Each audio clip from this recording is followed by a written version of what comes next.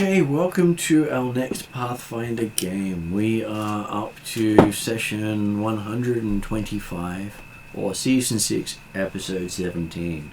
Amusingly, we have had some seasons finish at 17 sessions, but we're not there at this one. At our table today, we have Peter. Greetings! I'm playing Lord Willy Won Kenobi, human monk from the dwarven city of Yengerhoff. And leader of the party, Reluctant. Still looking for my second in command, actually. And also second in command of the Hell Knights of the Region. Yes. My wife has a funny sense of humour. Pathfinder? It was very careless of me to go around losing you, so I said. It was. Okay, also with us today is Ross, online. Yes, I play, as is, formerly known as otehr, followed by the War Priest of Varisia, who has a habit of getting himself killed a lot. Well, it's all about how many ways you can die. It seems to be about a million ways you could go to the Wild West. Dumb ways to die. So many dumb ways to die. And I'm sure we can explore many of those. Yes. Up next we have is Jeremy. Good evening all. I'm playing Garthok Kalingamore, the known from Silverhose, who is fascinated and intrigued by all things Thassilonian, and he's a foremost expert on the topic if you ever need to know anything. He also has funny facts. I think we should call you Sir Giggles a lot. Well, hey, it's much better than, hey, this malaria is not that bad. Yeah. Next up we have is Josh. Hello, I'm Josh. I play Harry Potter, the botanist wizard known to man. Which leads me to the end of last session where I just logged off before the end of session. And everyone's like, oh, Harry's got a con modifier of +1 at least, right? No.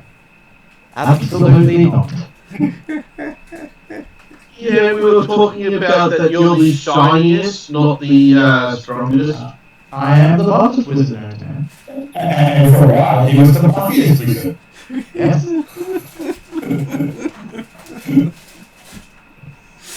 And lastly playing tonight we have M. Hello, I play Jasper, Seer of the Stars, and slightly underappreciated member of the party. I got to know a very interesting potion from Jolstina the other week. So I'm looking forward to implementing that into my medicines and potions. Potions? Don't you mean poison?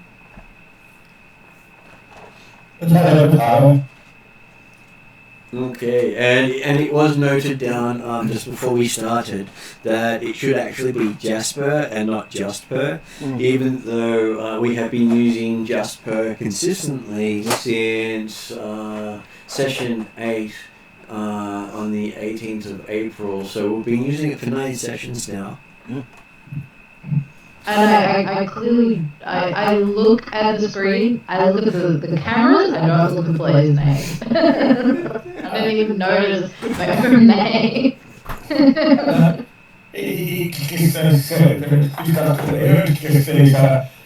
Jasper's got a little accent when talking, and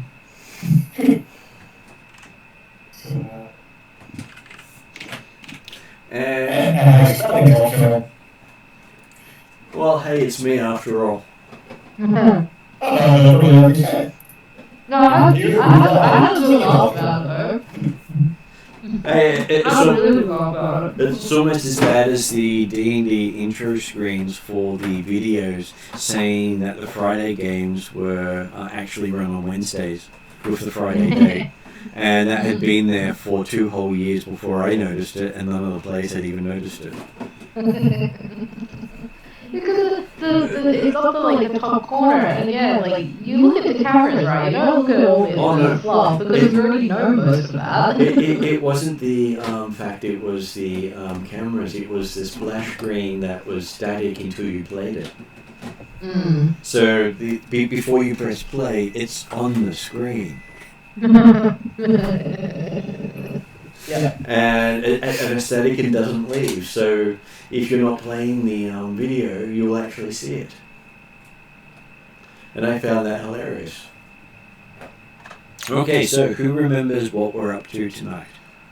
Besides the GM giving everyone warning that, hey, you might die tonight. Well, in the last session, we had captured the acrobatic dark fella that enjoyed stabbing people with darks and daggers, I think. Celestino. Celestino, yes. Jealousy. And so before we just get into the last session, previous session, the last, and so the last session was interrogating her, and she claimed that she was an innocent entertainer hired by the owner of the house before the party.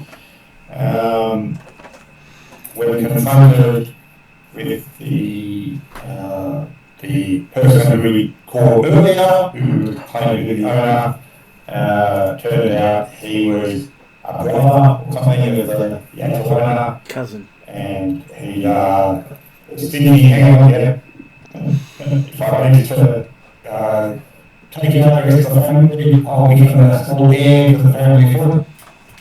And so after significant interrogation on the sides and bringing everything to Presidia to let her do it, and they held light of truth standing alongside, it turned out that yes, Celestina was a recognised entertainer who'd been called in, and then after she arrived, another guest arrived who apparently was specifically looking for the entertainer, the musician who got being lost, and he'd been hired or he'd been brought in by this cousin who agreed to allow him to kill off everyone in the party, in the entertainment party. In exchange for, including his family, in exchange for becoming a sole heir. Very close. Others seemingly, obviously, yes, the plot had fallen through, and Celestina had been stuck in the house for the last week, being concerned, afraid of zombies, or the undead. She had a particular phobia against them. And also that the conjurer was there for at least 3 days before she gave up trying to escape the house. Yeah. That we know of. And Would you like the extra missing information? go ahead. Okay, so you put it right now.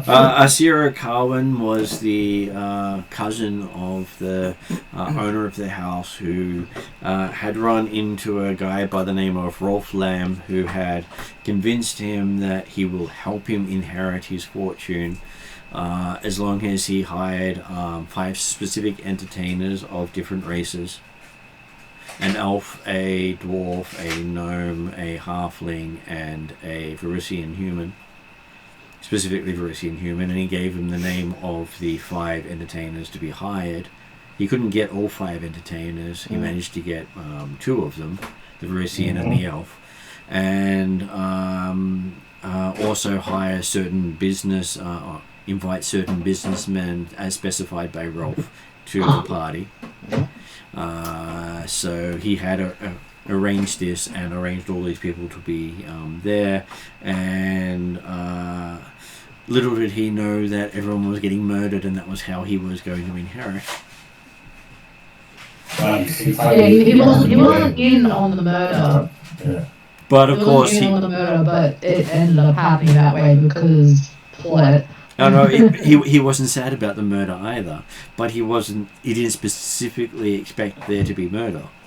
Yeah. He was hoping kidnapping and other stuff because, hey, he's not that smart. But that's all. That's a moot point regardless, because he lied to the Truth Hell Knight, and that's a death sentence. Mm-hmm. So because any crime to a Hell Knight is a death sentence. Mm-hmm. So the man is in a lot of trouble. Well, you don't want a Hell Knight to be a Hell Knight of littering. Though the execution has been stayed for a few days while we verify.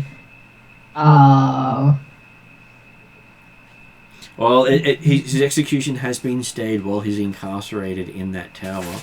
If he was to leave incarceration, then the Hell Knights would be required to carry out said sentence. Yes. And the Hell Knight is basically waiting nearby in the sense of if for some reason the person was going to be freed by outside forces, he'd just kill him.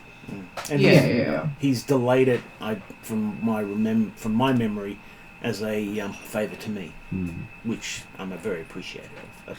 Well, it's also something that they would do for anyone of authority, as long as the Hell Knight respects them. You hear that, team? I'm a man of authority, and you should respect me because the Hell Knight does. Okay, Calvin. Respect my authority.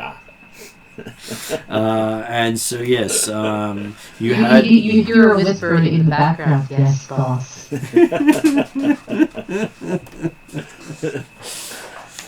Is that the soft elven? Is that the soft elven whisper or the purry whisper, or both? Soft elven. I mean, it could be both, but that was the soft elven whisper going. Yes, boss. That's how I took it. And yes, I do believe Aziz is now also Kenny. Yeah. Except unlike Kenny, you don't die every episode. Well. Oh, come on. I'll write the names. We could arrange that if you really want. I'm sure. And how did you die this time? Well, a friend said I didn't die enough. So they helped me out. What? The only benefit he has is once he comes back, he has no memory of how he died or what he was doing last time he was here. It's like, oh, we don't want you to remember that. What do you mean, Stab? Yeah. I died because I learnt the wrong information. I died because I made friends with a serial killer. So, there's a little bit more information, wasn't there? There was. You had managed to find out that there is potentially a temple of Urkthoa underneath the Hospice of the Blessed Maiden. So that means that you may have to infiltrate one of the Queen's fortified buildings with women of unusual skill and negotiable virtue. You probably say the virtue is not negotiable at all, because no matter how much you pay, you won't get what you're looking for, but you'll definitely get something in return. Yeah. As most of them have been women who have been abused by men and are all anti-men. So we'll have to dress up in grey. I'm sure that would give some assistance.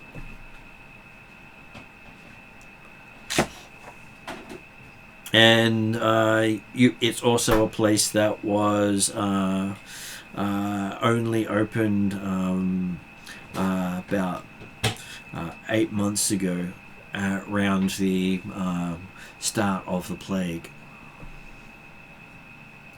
and it is literally called Hospice of the Blessed Maiden on an area known as Arcona Imports Warehouse on West Dock.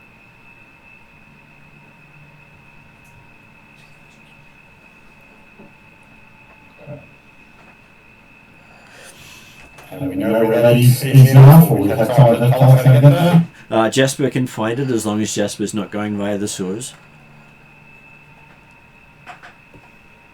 Because the stars help. And we were told that it was near a particular inn where Jolestina had an interaction with one of the bad guys. Yeah. He wouldn't enjoy, I'm sure. Yes. You do believe that Jolestina would definitely be someone the Queen would want to recruit. As she made a eunuch out of the guy who gave her advances and took his daggers and wore them proudly. Yeah. Yeah.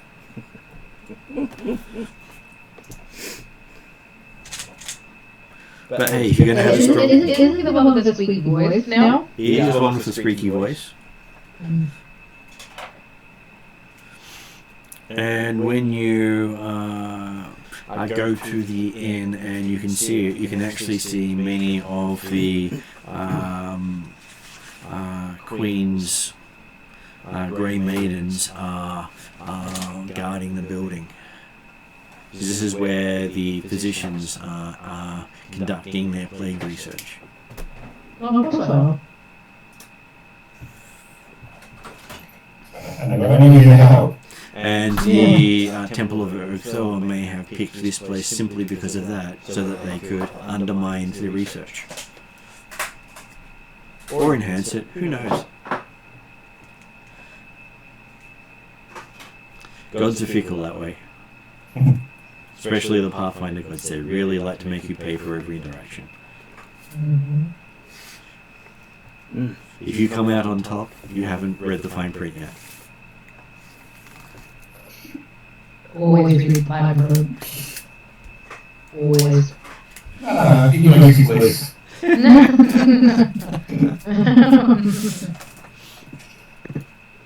Just ask Quest. Quest was happy to be ignorant of all his fine print. Yes. Until it started mutating and... yeah. It's like, what had happened? It's like, well, you had died, remember? Yes. Okay, so yes, you are resting up in the inn.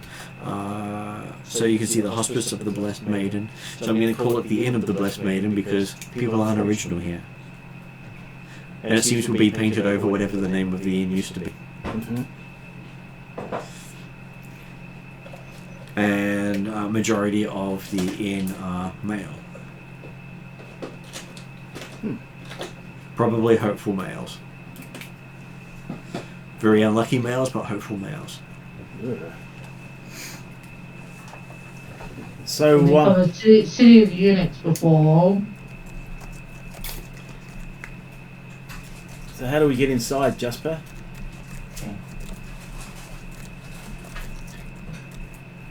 Is it worth doing a bit of a look around the whole place first?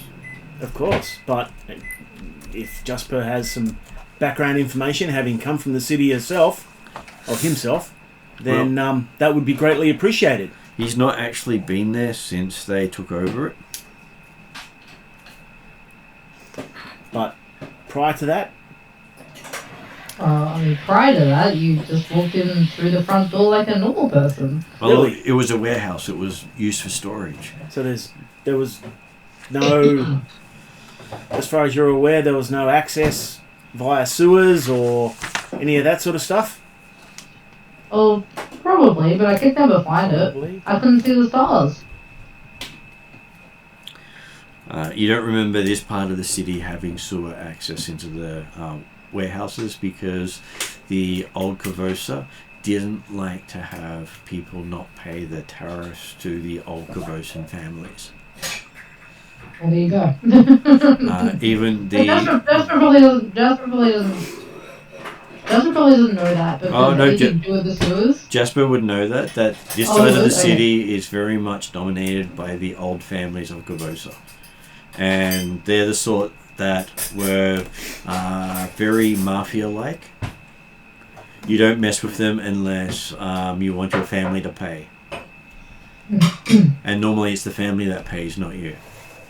Mm. If you hate your family, then hey. Yeah. So we could pay one of the old families to help us get us in?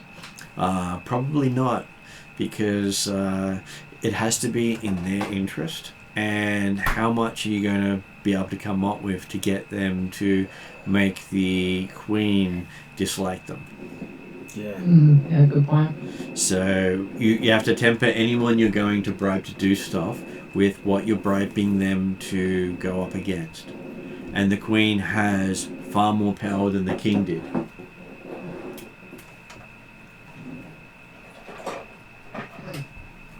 I mean, we could bribe them with the fact that, hey, we know who's causing the plague, and if you want your family to not be plagued, hey. Well, none of the nobility have been succumbing. It's mainly the commoners and the workers. They also have access to temple magic in most cases. They can pay to be cured. If you can pay for a cure and the average person cannot, even if you pay daily, you may go through your money a lot faster, but there's no way anyone else can keep up with that. Yeah. And if they only cure themselves weekly, they're still going to survive. And a cure for a commoner is more than they get in their lifetime. Yeah. That's how expensive it is to get cures. You're talking gold, where most of them will be lucky to secure a gold in a year. Especially after all other expenses. Yeah. They probably get paid the equivalent of 10, 20 gold over the year, but that's to pay for everything. Somewhere to live, somewhere to food. It is a warehouse, so the walls are quite high.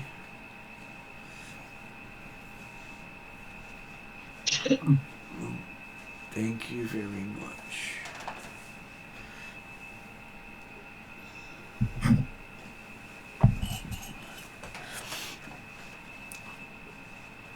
There is the big front entrances to the old warehouse, and there is a rear entrance. I can't imagine that the Grey Maidens would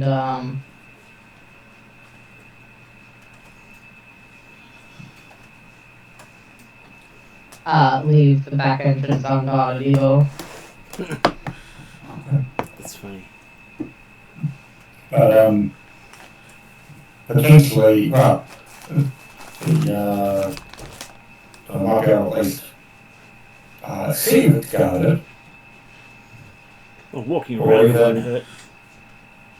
Well, Is there, it is guarded. There are 2 at the rear door, and there are 2 at the front doors. There are 6 doors at the front, 3 lots of double doors, and they're pretty much adjacent to each other. So you could have 3 wagons pulling up and coming and going. It's a high traffic area.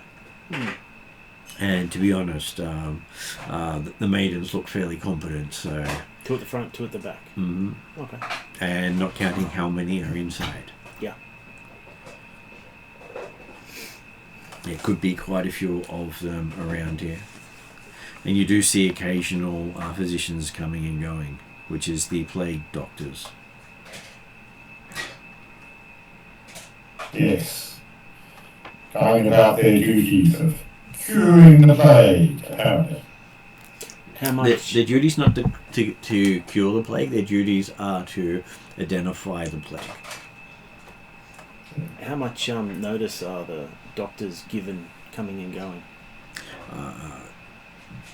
The doctors aren't particularly looking around, but they're generally... No, I mean the guards, when the doctors turn up. They generally travel with 1 to 5 of the maidens. Ah, okay. Everywhere the plague doctors go, the maidens travel. Mm. They're providing direct protection. And you've not heard of any of the maidens getting sick either. Funny that.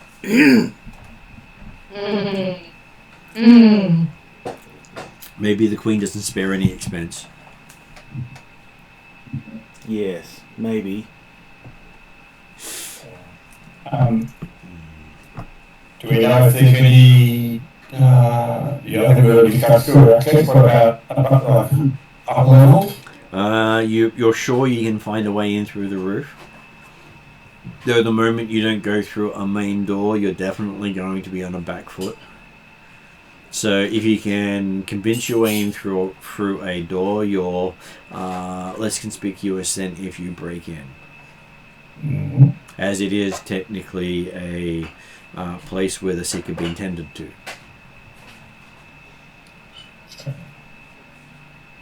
They're unlikely to hold back if they encounter someone who has broken in. Yeah, okay. Well, I mean, the option is we can just try to walk in. Can certainly have a look. Have a look. How do you mean? Well, if you like, I mean, I'm guessing that if you come in there and say, do you guys know about some sort of access underground to a secret temple with a fire? It may not be effective. Yeah, that would be detrimental, I imagine. But approaching the guards at the front and I guess bluffing our way in might not be a bad idea. Well, it would be something we could try, at least. I don't know when you're going to sort of the option for sneaking in later. Because attempting to murder everybody is probably not a good plan.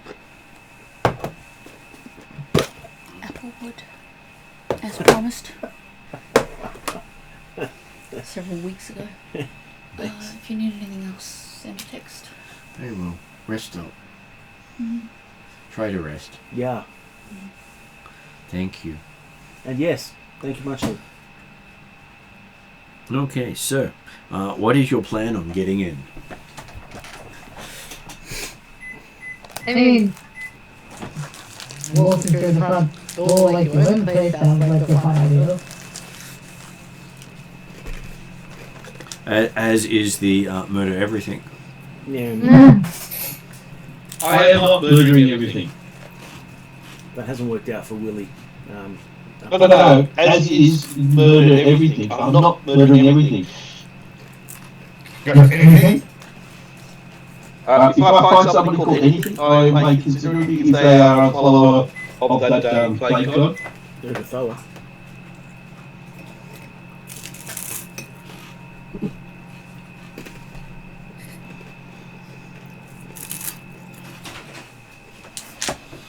Okay, so you're currently sitting in the blessed, what do we call it? The Inn of the Blessed Maiden, are looking very confused of how you're going to solve this problem. I mean, Jasper doesn't think there's anything confusing about it. Well, basically, no one's come up with a solution so far, so the GM is adding in the effects of people not answering or speaking up. I did speak up. I said walk through the front door like you own it. It's an inn, isn't it? There's nothing stopping us from going in and saying are there any rooms available. You're at the inn. We're talking about getting into the hospice, not the inn. Oh, the inn is near the hospice. Oh, sorry. So basically, you having done a bit of a circuit of the whole building to see what's there. So we're back at the inn, considering options. Right, sorry. I misunderstood which building we were trying to get into. Is the hospice associated with any god? The hospice is associated with the Grey Maidens and the Queen. It is basically considered royal property. Yeah, no, yeah. If there is a god associated, it is not advertised.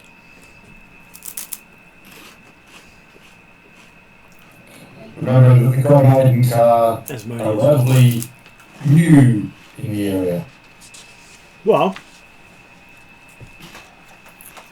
my suggestion would be we are at least semi-popular with the Queen. We have written confirmation of that fact, or at least I do.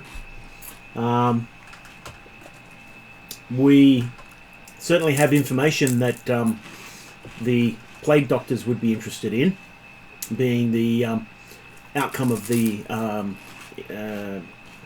investigation into that house and all the dead bodies, etc., etc. So if we were to approach the guards and say something along the lines of, "This is me, I'm here to see the doctor in charge, or the plague doctor in charge. We have some information that may be of vital use to said person, and if they start questioning us, we can be vulgar and whip out our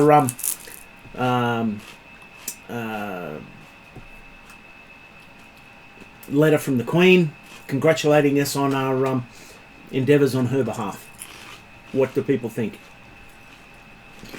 Sounds reasonable. Yeah. I mean, they did say, like, if you have any pertinent information to go seek these doctors out, right? But didn't we, when we went to the wreck under the water and got some papers from the ship, didn't something of that implicate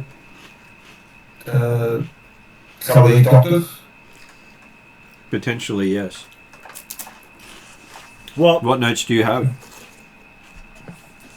I just vaguely that's all right. I heard about those commercials really ridiculous, so I was just thinking there was something that's going through. So, but yeah. Anyway, for example, I was thinking of the fact that, like, yeah, if we did have, if there was evidence on that line, then and obviously as officially they're looking for more information, but they may not necessarily be looking for information or work, or they're not sitting on the same side as that sort of thing. So. I think we have to be careful, because if the Grey Maidens get wind that we're fixing their problems, and undermining her Majesty, there could be problems. well, everything that we've done has been on a tangent with the plague. It's not necessarily been exactly looking into the plague as such.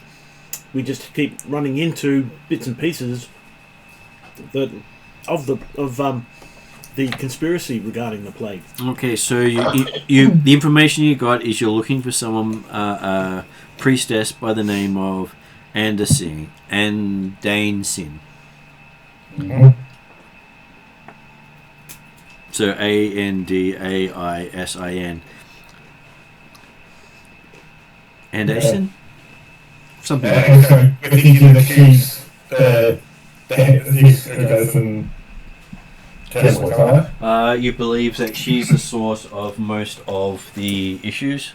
She's the one wearing the bone breastplate or something, or whatever, with the star. She's wanted all along the coastal regions for causing issues in the name of otehr. Okay. And she's also accelerating plague as well. And from what you've learned, the captain of the ship had been smitten with her.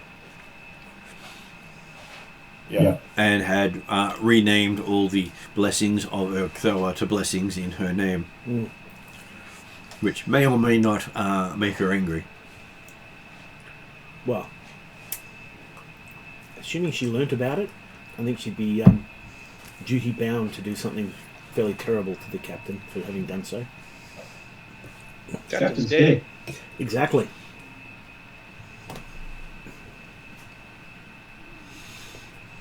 And having linked to an area of healing is actually quite interesting.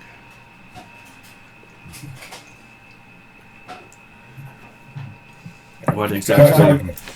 I guess, is it worth imagining a sort of reception we're likely to get coming in the front door? And responses. Well, if you don't plan, you will be completely on the back foot. And Yeah. it's up to you how much you planned. This is talking to the others saying, hey, yep, walk in the front door, but what happens after step A?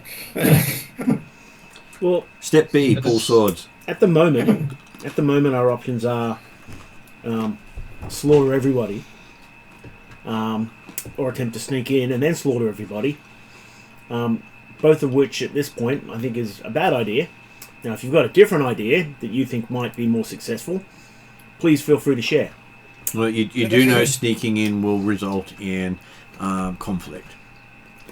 Sneak in, slaughter everybody. That's the second step. Sneak in, or go in through the front door, and then maybe not have to slaughter everybody, or attack straight away and slaughter everybody. So 2 of the 3 is slaughter everybody. The third one, which is going through the front door, is maybe not have to slaughter everybody. Well, if you sneak in and don't get seen, then you might not have to slaughter everyone.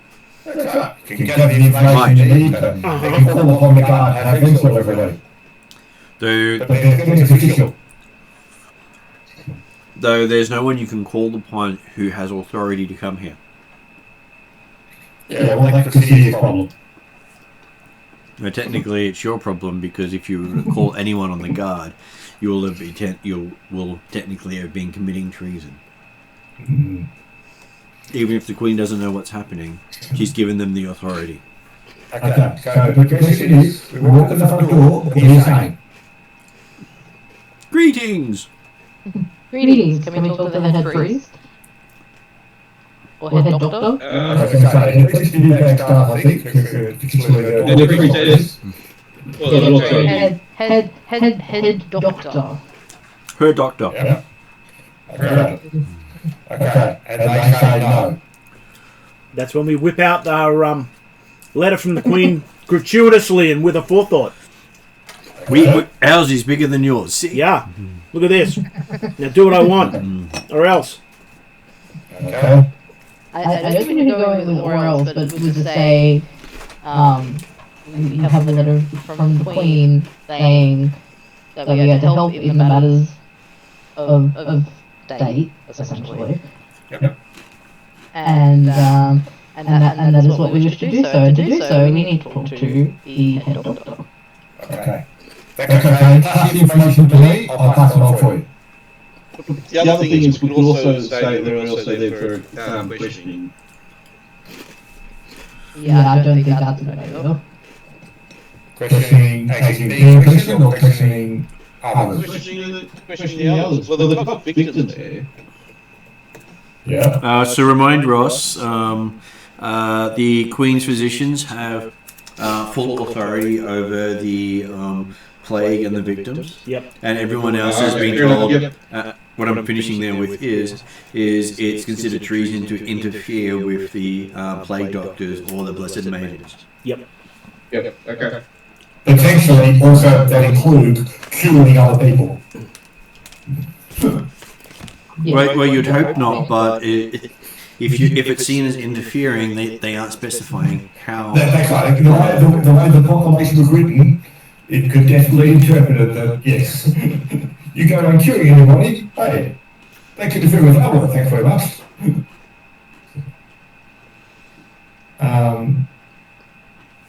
While you're watching, you see some of the sick entering the hospice.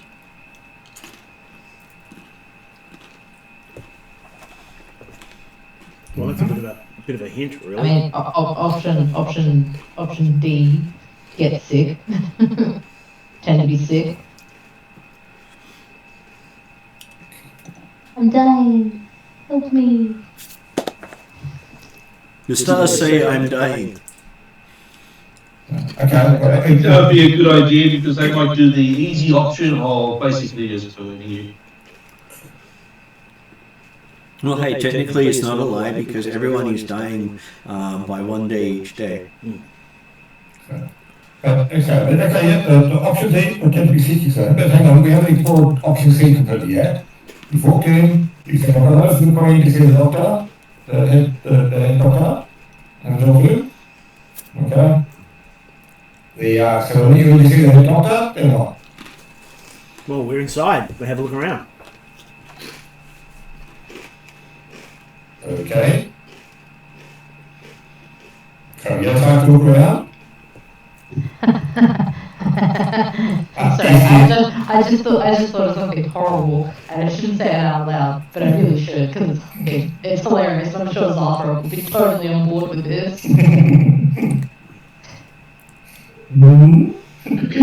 So, you know that recipe I got from Jolosina? Yeah.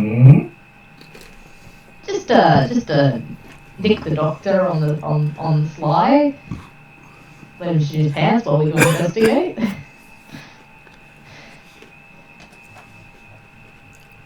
I'm perfectly happy to go with where you want to go with boss, but I'm just curious as to how that plan's supposed to shake out. I mean, I'm thinking possibly we get permission to go in and see the doctor, or other important people get permission to go and see the doctor, and if others happen to get lost on the way, it might be one opportunity for looking around.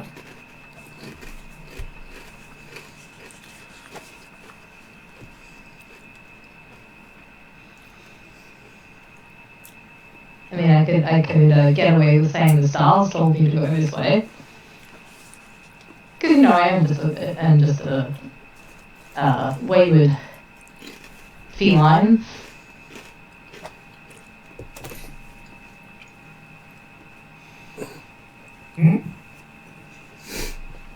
When the sick entered, how were they dealt with? Well, you do see them walk up to the doors,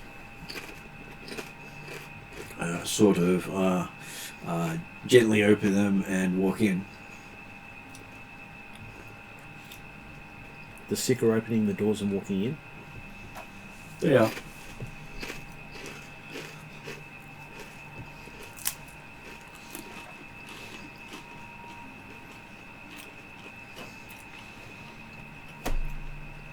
I'm gonna go over to I guess the innkeeper and say, And she looks you up and down and says, "Aren't you a little bit short for your reputation?" I'm looking down on her, going, "What? Are you sure to all that? What reputation? I don't have a reputation. Well, leader of the Hell Knights. I'm not the leader of the Hell Knights. Why would you have that?" Oh, it's just a rumor going around of this guy who's yay tall and... Well, I wouldn't want to meet that guy. He sounds like he might be a right asshole. And goes by the name of Willie. Seems like a right asshole, if you ask me. But don't tell him I said that. Who has these wraps around his hands.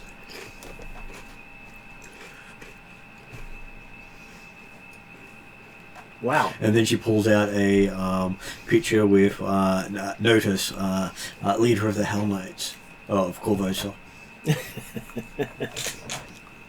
say, I'm glad that doesn't look anything like me. So you remember how some people anime things? So it's an anime version of you. You sparkle, you shine. It's over 9,000. You ooze charisma out of that picture.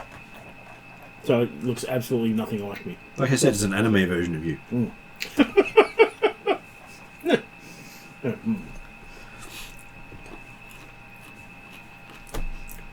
So yeah, my character will go, he's better looking than me, but I still wouldn't want to meet him in a dark alley. Well, it does have one of his titles down here as Low Blow. We've all been debating what that means. Don't know. Seems like a weird guy, but... Well, as he's listed as connected to the Chilaxians, I'm sure it's some sort of king, she says. The more you tell me about this guy, the weirder and weirder he sounds. Well, she was hoping she could find out. But again, don't tell him I said that. These Hell Knights have got no sense of humour.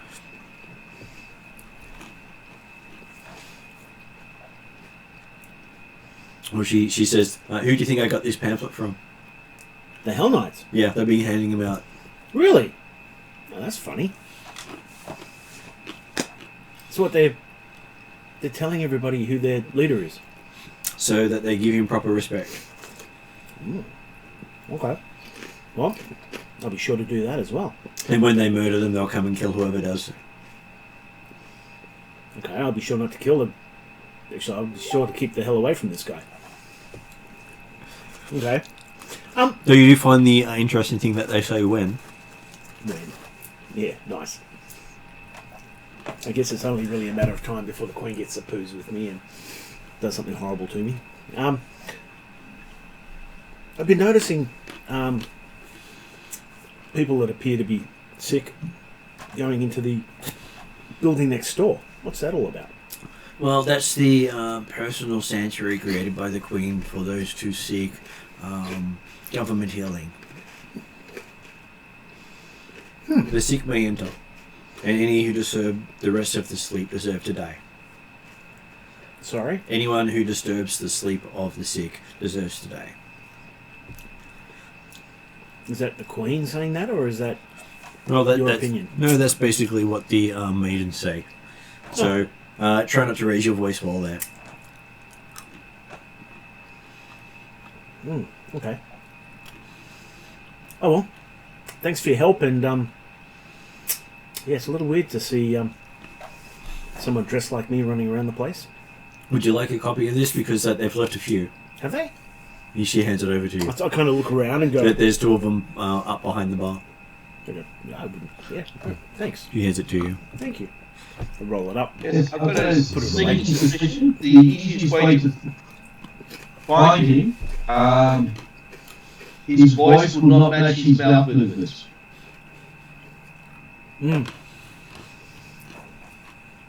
So, I'll go back to the group, show them the picture. It's no wonder people know who you are. Yeah. You might as well dress like him. People might get confused. Does have the scars across the face like you Lovely do. eyes you have. Does it? Much better in that picture than in real life. Yeah. I thought you find it amusing she didn't comment on the scars. Because scars and anime cool. Well, wounds heal and chicks dig scars. So. Well, it seems to be a well-drawn image. So, I think this is going to make it difficult for me to sneak in. So either I attempt to... It might help to back up your theory that you're working with the Queen support. The Queen might have also called in Hell Knight support. yes.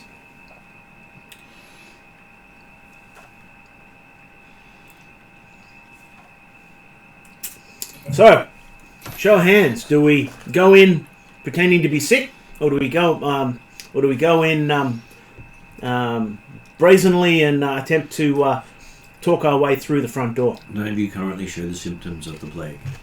I was going to say, we don't have to pretend to be sick. I can infect you if you want. I was thinking more along the lines of makeup or something along those lines that would make us look. No, you can't go in sick unless I'm not going with you. What? Hello, cleric. Able to cure stuff. They'll go, why isn't your cleric healing you? Pharasma doesn't want them cured. Okay, in that case, yeah, I'm saying, Pharasma doesn't want them to be cured. They'll go, yes, you're going to be off to the furnace. Alright. Okay, I suspect that you should be able to talk your way in, but okay, the question is, do we all come in with you, or and do we all stay together? Because please, if we go in and talk and they say go away, well, hey, you can adjust from there, go away, and then we can look again coming in later. Or, if we get further, then we might get to look. Hey, there might be a big sign saying this way to secret temple of Earthal. This way means death. Yeah. Abandon hope, all ye who enter. Or, you know, it's just a symbol on the wall of the door, you know, something subtle like. Alright. So we'll try to brazen our way in. When we get inside, those of us that are perhaps a little bit more sneaky than others might want to try to peel off and have a bit of a look around. If only you had female members of the party. That's exactly one of the things I was thinking. Like, fine. It's a shame your only female member joined the Queen. I know, right? You know, it would be hilarious. Walk up to the front door and she goes, "Hi!" behind the mask. I'm sure you only dropped you so she can be an inside man or woman. Yes, Bob. Yeah. You cool. Alright.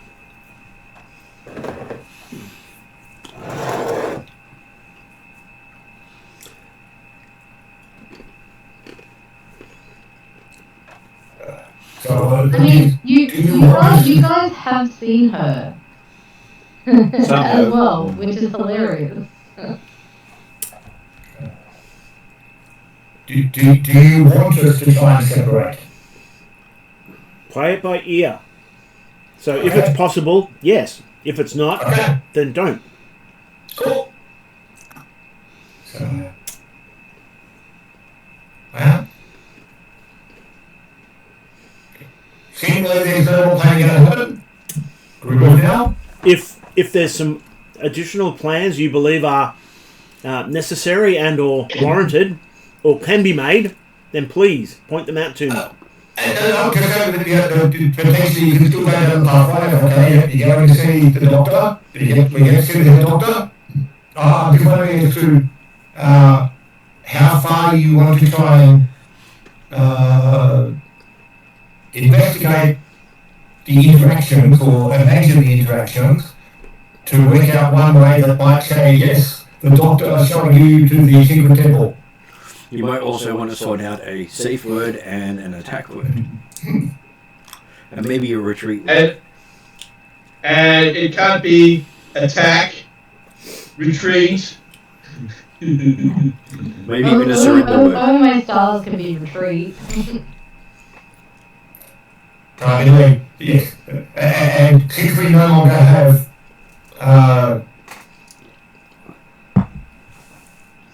I can't think what the orc's name was. You no longer have Scar. Scar, yes. I was thinking Scar, but hang on, no, that was the other one. But yes, if we no longer have Scar, well, yeah, we probably can use words to the attack, retreat, leave. Or I can't see the stars. Hey, hey Parry, what's your safe word? Safe word. I don't believe Barry has one. What is your safe word? It's whatever, baby.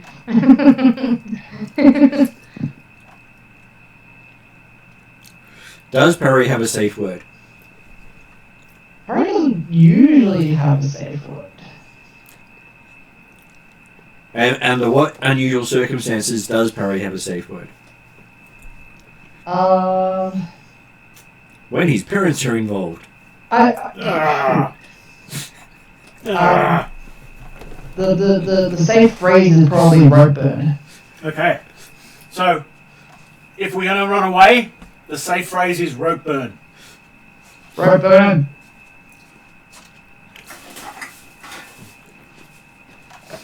Man, I'm getting a great case of rope burn right now. We better stop this or we might get rope burn.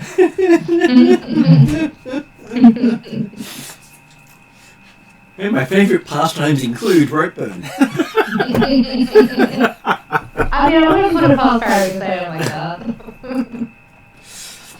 It's absolutely amazing situation where there's some sort of report system where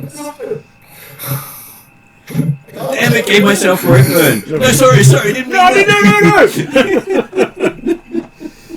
So I was thinking it'd be something like pineapple or, something you just wouldn't say. And then they say, would you like some pineapple?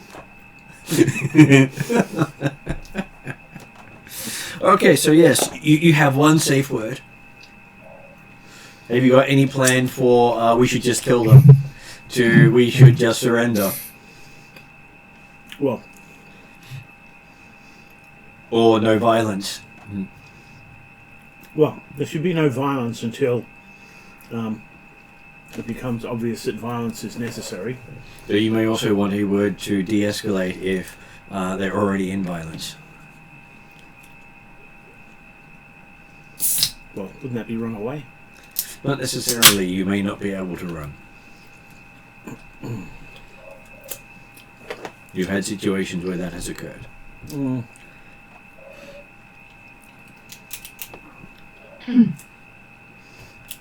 Alright. I mean, yeah, I'm happy to use the stars as an excuse. And that's basically 4 main contingencies: attack, surrender, non-aggression, and run away. okay. Because you might want to remind people, no aggression.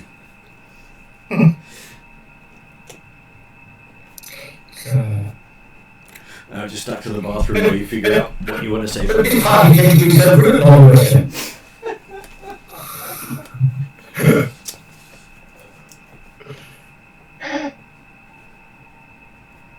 Alright.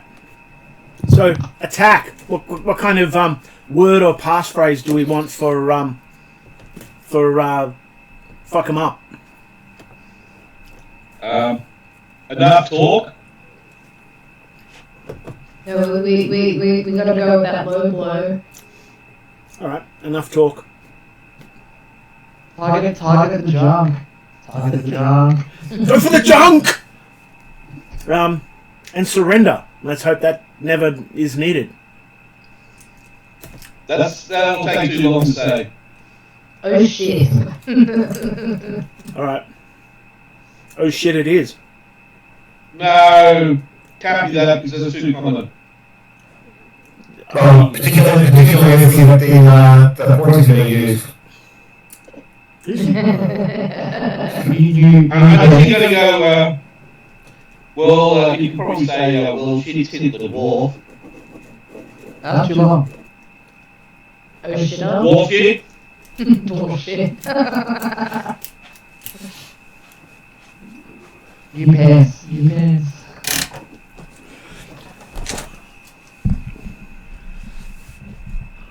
So what are we going to use?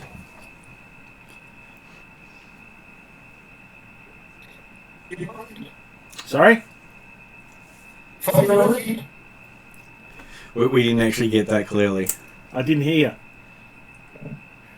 Follow your lead. Follow your lead is one of the safe words, I assume. you. Okay. So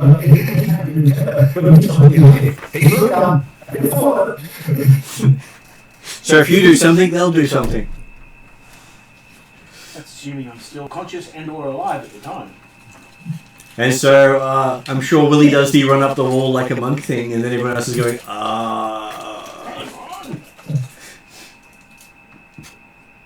If you're unconscious or not still alive, that'll also be a hint to So if he gets unconscious, everyone else's job is to fall over. I do love the doers I do. Alright. Okay, well, we'll leave surrender to those that are still conscious and or alive at the time. Cool. Okay. Alright. And hey, it's only been, 125 sessions to get them to actually come up with safe words. Yeah. Alright. I thought it was rather necessary still. So yes, You suggested these same ones might be used beyond these sessions. potentially. Hey, once you get into practice, you may like them. Yeah. So just for clarification, can we go through them again? Just so we're all on the same page? Sure. What do you mean? You mean that the GM thinking it'd be hilarious if everyone had a completely different set of safe words? Yeah. Yes. I said beef it! I said beef it! What does beef it mean? Oh, I'm sorry. That's my safe word. I thought beef it meant run away, not punch his head in. So attack is enough talk. Run is rope burn. Yep. And surrender, we're playing by ear, and people will make the... So if someone says playing by ear, you surrender. No, they just make it up as you go along in regards to Can we surrender. make hemorrhoid surrender, please? What we you want? Yeah, alright. You want hemorrhoids is run away. Sir Hemorrhoid. Surrender is a hemorrhoid. Oh, okay. Yeah, the enough talk. I can remember when I was playing with one of my friends was playing a barbarian, and he normally would get fed up and say enough talk and start combat. Can I suggest that a better safe word for surrender is we surrender? That way the enemy knows at the same time. I mean, that's just really fun. No, that just spoils everything. Wait, because what are you saying? We say hemorrhoids! And they have no idea what we're doing. You know fun, gnome. To that point. So if it does accept a disguised word for when we're about to launch an attack or to run away makes sense, but if the intent is to surrender, we probably want the enemy to know at the same time. And you're spoiling my amusement at them using an actual disguised word to say I'm surrendering.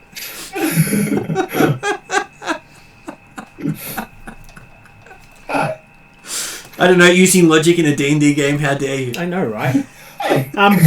He's intelligent. I liked where Parry's head was at, though. That was What was Parry's one? Sir Hemorrhoid. Yep. Yes, hemorrhoid for surrender because you love the guy. Either that or we just get Parry to talk to them. Attack is not talk. Run is rope burn. Surrender is surrender. Surrender. Being boring. No, it's a hemorrhoid. It is the hemorrhoids. Let's make it both. The hemorrhoids. We'll make it both. One's boring and gnome-like, and the other one's at least interesting and slightly amusing. Okay, so you have no troubles walking over to the hospice and heading in the front doors. You even have one of the maidens open the doors for you. Give her a polite nod. She sort of tilts her head towards you. And walking inside, you get this stinging scent of alcohol and medicine flooding the dingy reception room. an odour typical of hospices and morgues. Across from the entrance sits a log wooden desk behind which a stained leather curtain covers an archway, muffling the moans issuing from the room behind. Checking to see if there is a desk. Okay. You see people huddling in chairs against walls. They seem to have some symptoms of the blood veal at a few of advanced stages of it. You see a burly nurse standing near the curtains who looks up at you. Female nurse? Yes, female nurse. Okay. She has quite the nice looking rapier on her hip. And apparently thigh-high black boots. Hello, nurse. So, for those there, I will give you a bigger picture. Traditional nurse costume.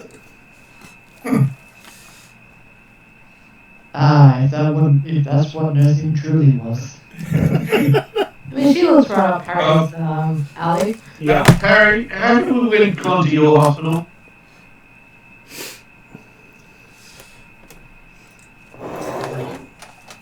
Okay. She looks you all up and down and seems to dismiss most of you. And waves Willie over. That is definitely aimed to be uncouth. Easy for them. Until you start giggling. I like the combat starts. Totally different. Okay. I will walk over. Okay. Politely give her a slight bow and say,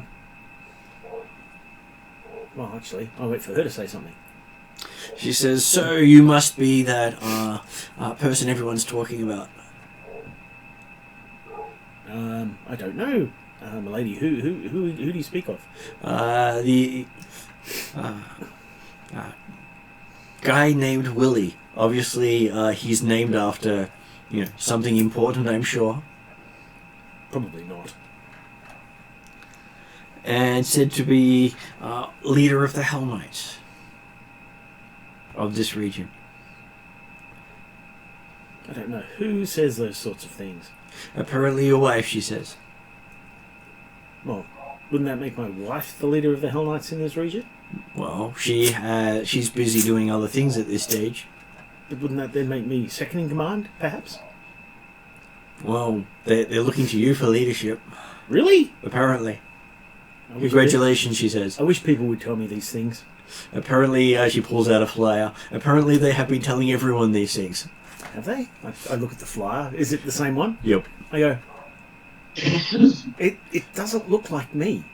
And I say, if you don't mind, I pick it up and I put it next to my face. And Scars match, she says. they do, but She's never met anyone with scars quite like that. I go, if you look, it doesn't look like me. Other than the scars, of course. Well, it looks like someone who's actually looked after himself in that picture. I know, right? Like, hand it back there. They got my nose completely wrong. But it doesn't look anything like me. Except for the scars. Apparently, it's how your wife sees you, I'm sure.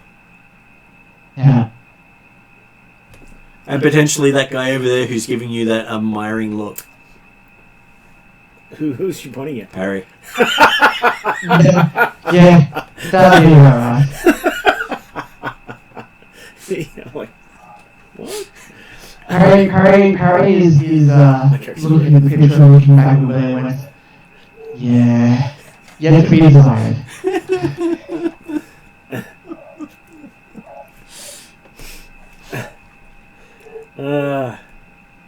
I say, My job here is to get names of everyone who comes and what you're here to do. by all means. Well, She picks up a clipboard and gets a pencil out. well, as you're aware, my name is Willie. She looks at the thing and goes, yeah, it does say Willie, so thanks for confirming. Willie. I look at the... Looking at the clipboard going, it does say that? What? Well, the flyer. Oh, Yeah, okay. she's referring to the flyer. She likes her confirmations that she was right. This time she's actually looking at the bounty poster. Oh, yes. I know. And what is your business? We're here to see... and I pull out a card that was given to me by the... from memory, it was the head... The head priest? Physician. Physician. Yes, I'm sure I can get you to see Dr. Davalis? I don't think I made a note of his name, but it's on the cards. Yep. Let's put the card away. And who are your companions? Are they doomed to die? I hope not. Well, everyone's going to die eventually unless they're immortal. And I give Aziz a bit of a glance and go, well, I wouldn't know anything about that. You plan to live forever, do you? No, eyebrow raises. I can imagine you to have lots of kids then. I have my wife has a few. I'm not sure how many I have. Would you like me to mention that to her? Not at all. I point out who's with me. This is Aziz, Parry, Just Per, and Zarthrop, that gnome. Okay, so as she's writing down, instead of writing Just Per, she writes down Fluffy. Fluffy. He's very fluffy. Very. I mean, just was probably so used to it now. It's just it didn't even clock, right? It's just humans. What do they know? I'm sure there's the occasional claw twitch. It's the claws going in and out. My murder mittens. And you've also got Jasper with a silent T. Well, it was said as just per before, quite deliberately. Just. How does it just per? Yes, just per. Gotcha. Harry gives you a thumbs up. And I'm sure Perry will introduce Velcro to Just Per later down the track. I'm sure that will have no problems with that extra fur you have. Yes. Okay, so she says her name is Nurse Torthus, and she will, if you sit down and wait, she will go get the doctor. Thank you. So as she moves away, assuming she does, Yeah. I say to the rest of the party, look around. Keep in mind you're looking for the squeaky man. So were there any exits in this room? From that room, there is two sole exits, and both of them are curtained. And which one did she go? She went through the southern one, and the other one is in the east. All 6 doors that enter the building are along the north wall of this room.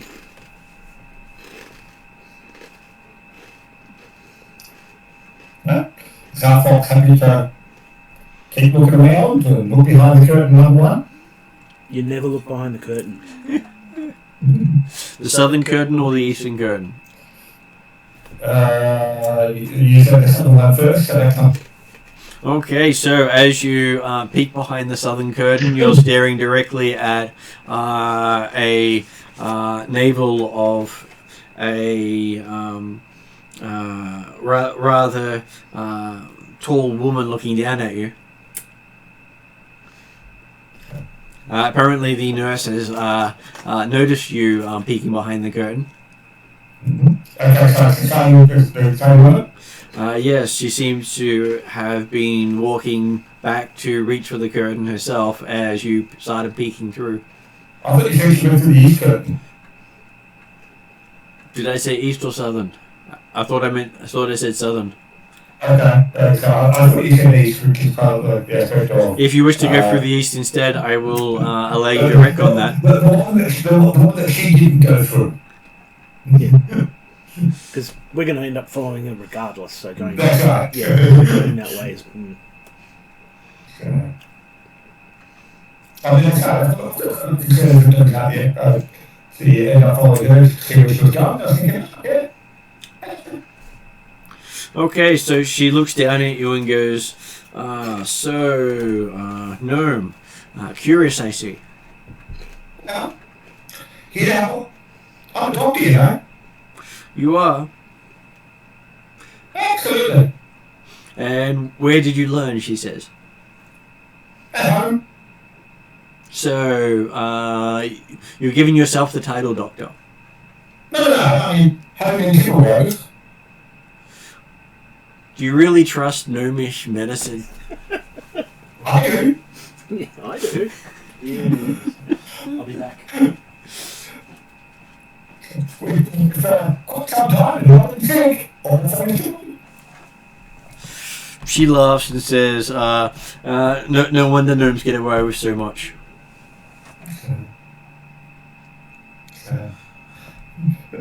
So, can I see past her in this conversation, like what's actually moving on? You can see some of the plague doctors heading away from her. You have a feeling she may have just spoken to them and come out to speak to you. Okay. Are they going to get the doctor? Says, yes, they're going to get the doctor. Marvellous. And how big is the room that we're looking into? So the size of the warehouse is...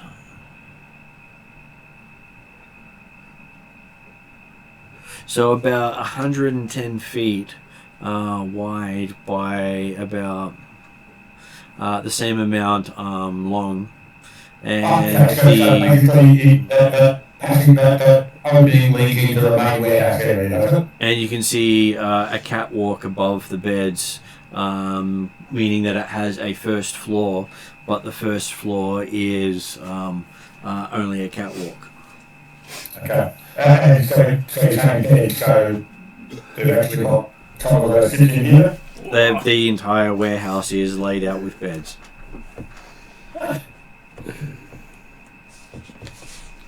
Just don't worry, the physician shouldn't be too long away.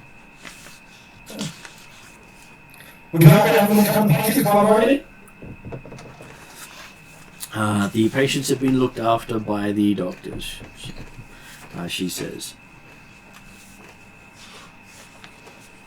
Okay.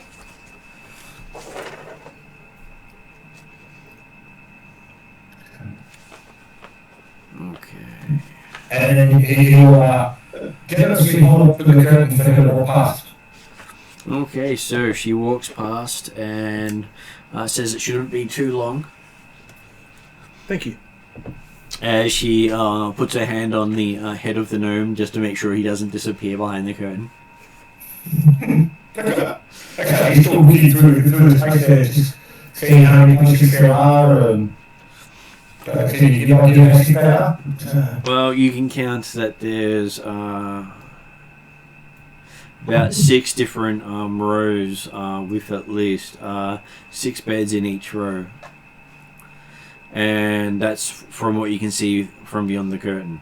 So was she the only nurse in here? She's the only nurse in the reception. Okay. You can see nurses and physicians and grey maidens in the sick area. And the sick area is not somewhere we can get to? Well, she hasn't let you into it yet. Okay. You wait for a few minutes as she's just standing there, with arms crossed, looking not particularly intimidating to some of you, but looking fairly competent. Mm-hmm.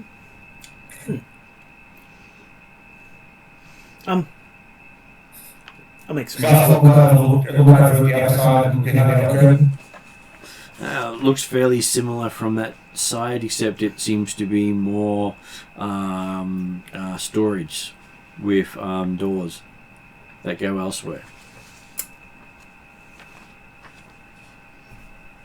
Okay, so it's closed off from the main warehouse floor, isn't it?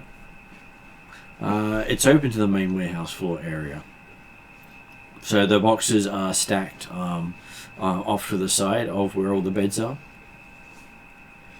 And it seems to be all the medical supplies they use in treating the patients are stored here. Okay, yeah. Plus any linens, food, tools. Okay. So from the description of it, the warehouse's vast interior has been converted into one gigantic convalescent ward. The stench of alcohol, sickness and waste chokes the breath.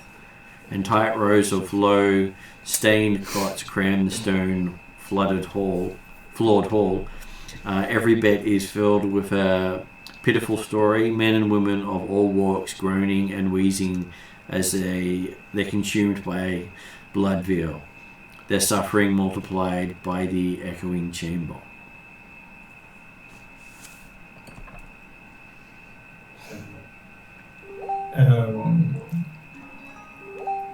So you think there's at least 60 cots in the area?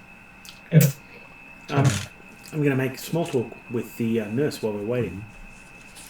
Okay, so she's more than happy to talk to you. Just, how things are going, She says it's a bit slow. Some people don't seem to recover. Have you had many that have recovered? She's not told of who recover. She's generally helping out with the dead. Ah. Yes, that would be... And she holds up her hands, hence the gloves. Yes. And the mask. And the boots, I would assume, as well. No, the boots is just... She likes them. Ah. Ah. Have you met Parry? Yeah, she looks him up and down and goes, yeah, and not her type. She doesn't like the primp and oiled look. Yeah, I understand. She doesn't like someone who spends more effort on his appearance than she does. Funny. Effort, this is natural. Natural as he gets out his oil to oil his pecs. I'm sure that's the name of the brand of oil she used, she says. Natural, by the Hotters. Yeah, by the Hotters, yes. And then you've got the more fancy one, La Natural. I ask her things like, how long have you lived in the city, and how long have you been a nurse for? Where did you do your training? Oh, she grew up in the city. She has only been a nurse for, she says, since they opened the doors here, so about 8 months now, learning as she goes. She's normally at the door to make sure everyone is civil. She's got the sword, which she's only had to use a couple of times. Yes, I can imagine in these high-stress situations there could be some rambunctious individuals. Well, she has noticed that if you slice a few things, people generally quieten down. Oh, yes. They become a whole lot more respectful as well. They do. And it stops those hands, being a little handsy. Really? Someone who's... Including surgery too. Someone who's a little bit ill is... want to get sort of handsy with you? Some men just can't help it, she says. I know, and I sort of glance at Parry. I go, yes. Men who can't help it don't get to do it a second time. Yeah. They get called lefty or righty. And we're not talking about their hands, are we?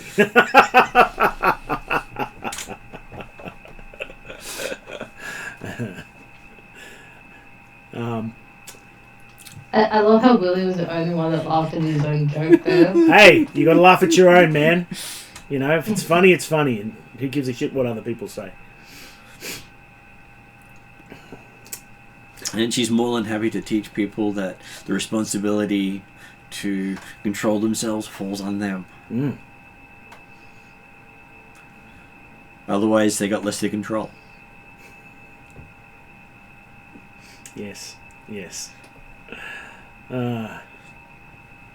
But yeah, I'll just be making, small talk about just shit, really. Well, she goes through various topics of interest, including cats. Oh yeah. Apparently, she has cats at home. Zaphop will accidentally wander into the storeroom and take a look at some of the supplies. Okay, so the supplies seem to be fresh sheets, fresh water, alcohol, vials of alcohol for cleaning stuff, whole bunches of tools for medical use that have some in the process of being cleaned. So they clean them by dumping them in alcohol. Yeah, that's all good, but they keep the medicines. Well, looking around, they don't seem to keep the medicines here. Maybe they don't trust people to walk into their area and not take medicines. How could that be? Who would do such a thing? As you're currently looking through the sacks of stuff for medicine, you do notice that there is a woman in plate armor walking towards you.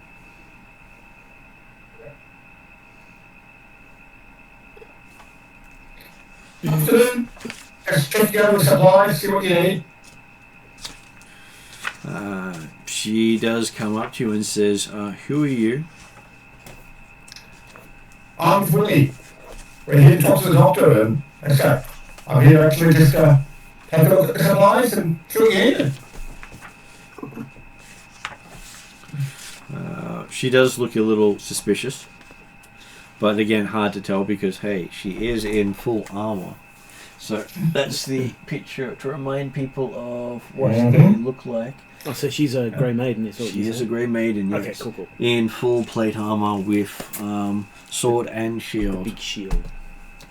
And the face is fully obscured at all times. Mm. The only person who shows her face in the armor is the Queen's right hand. Okay, so she says if you would step back behind the curtain until the doctor comes, she would appreciate it. Considering the doctor has been summoned, otherwise she might have to carry out her duty and remove light fingers. Right, you don't want thieves around here. She doesn't like thieves around here, and anyone who isn't actually one of the physicians going through the stuff is considered a thief. No. But you are here to see the doctor, so she is giving you some leeway. That's it. You check and see what supplies you have available. Because that's fine. I can give you some potions and antidotes if you like. She says she's not a physician, so she doesn't know what they need. Okay. Well, have a look out. I can tell the doctor what he needs, so that's all good. Thank you. Okay, so she I'm sort going to of... talk about other supplies in another place. I'll look over those and check what they need before the doctor gets here. Yes, no, her job is to keep wanderers wandering to a minimum. Well, you don't want people wandering out like comedy. You know what they get up to. She'll be more than happy to take you if that's what the doctor requests. Of course. Glad to help. And you see the doctor coming along towards the other curtain. Looks like the doctor's almost here. Yep, we better go in. Thanks for the tour.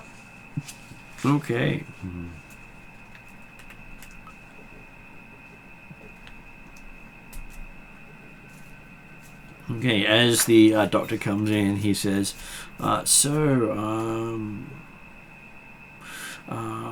are you here for? He says. Doctor, how are you? Tired, he says. I can imagine. I sort of look around. I say to the nurse, thank you for your help. So it's the second picture of the same guy. First picture is a very Nicolas Cage look. Yes. So if you remember the bad boy look, and then obviously he looks younger now that he's dressed up properly. And he's so tired. Also, secretly drain the sink of their life essence. Also walking around with a rapier, not as fancy as the nurse. Apparently the nurse gets the better rapier. Maybe they like drawing the nurse better. The nurse always gets the better tools than the doctors. Yeah, I can agree with that. If you want to you two want to get better. Well, the doctor's got all the people around to do all the grunt work for him. He doesn't want to be getting his hands dirty, having to stab people. So he is almost as pretty as Parry. Oh, really? Yeah, has that sort of magnetism to him. Yeah, almost. Except, unlike the I will sleep with everything look, he has that people want him look. Yeah. You know that oblivious, I don't really know I'm pretty look? Yes. Yeah. I'm sure he's worked hard at that oblivious, I don't think I'm pretty look. Well, I say to the doctor, look, thank you for seeing us on such short notice. It says he's more than happy to help, considering he did say call upon him if you found something. Would you like to come through to his office? Yes, we have something to discuss. Let's not discuss it amongst the patients, lest they, yes, get the wrong idea. Yes, yeah. Okay, so he takes you through the side curtain and through one of the northern doors to a set of stairs that go down. Oh, this is bad. Taking you into the basement, I'm sure nothing will go wrong. Yeah, nothing bad here. ever happens in a basement, right?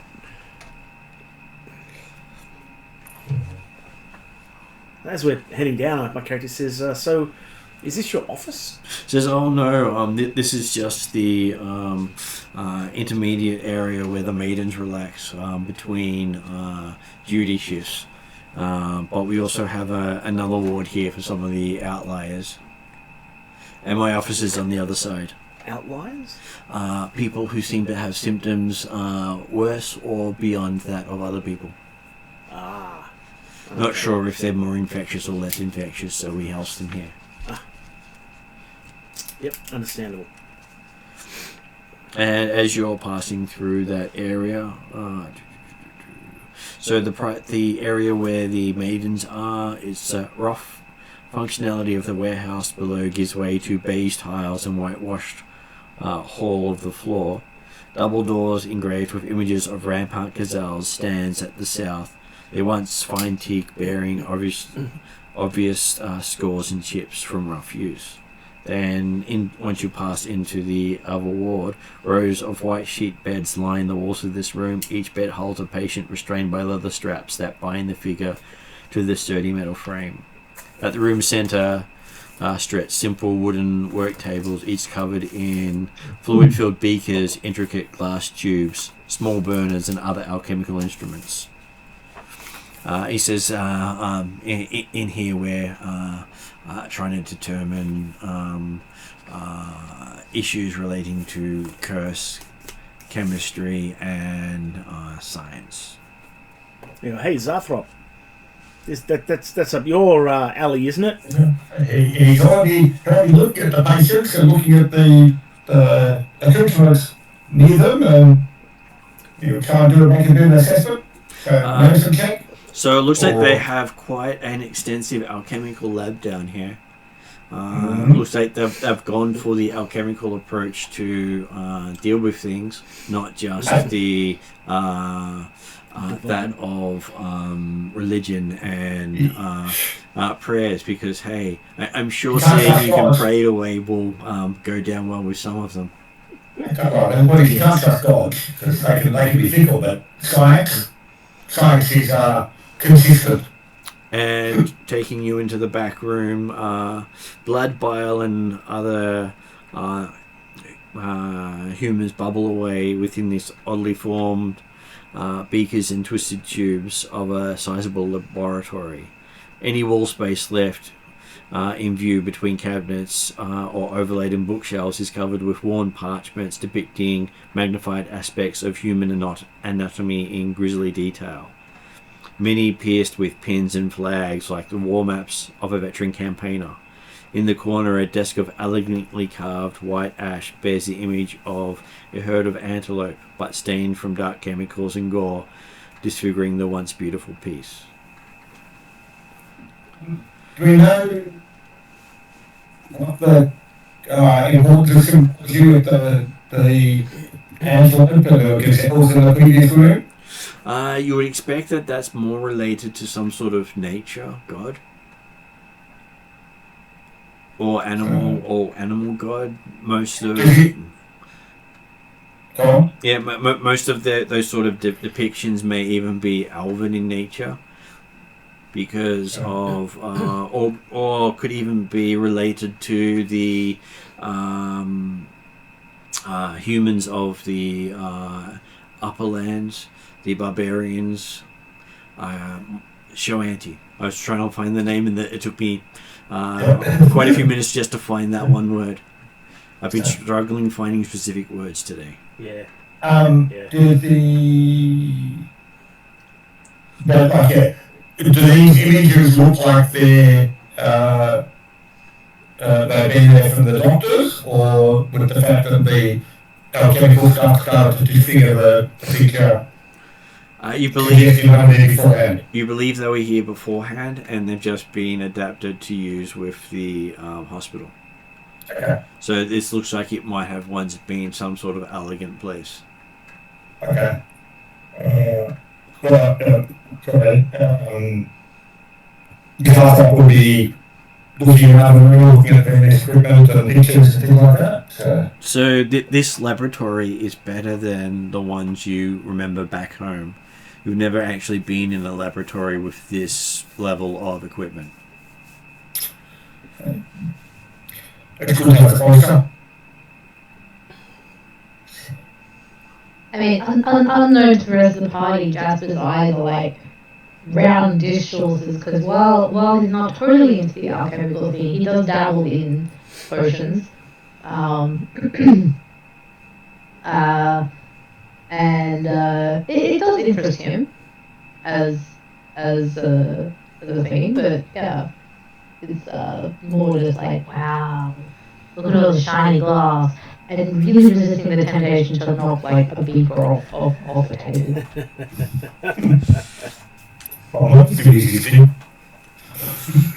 So are you resisting or not resisting, or you're not sure? Resisting, but barely. Okay, in that case we will go with a will saving throw. There he is. He jumps up on the table and starts going pat, pat, pat, pat. Crash.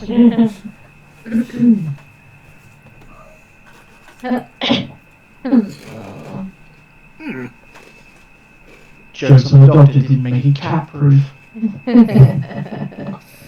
Yeah, who would a cat in here? Why would you do that?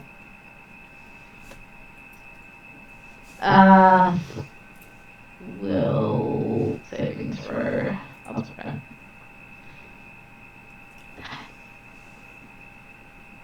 Non-natural 20.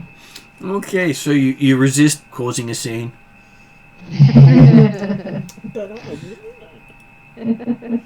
Nice.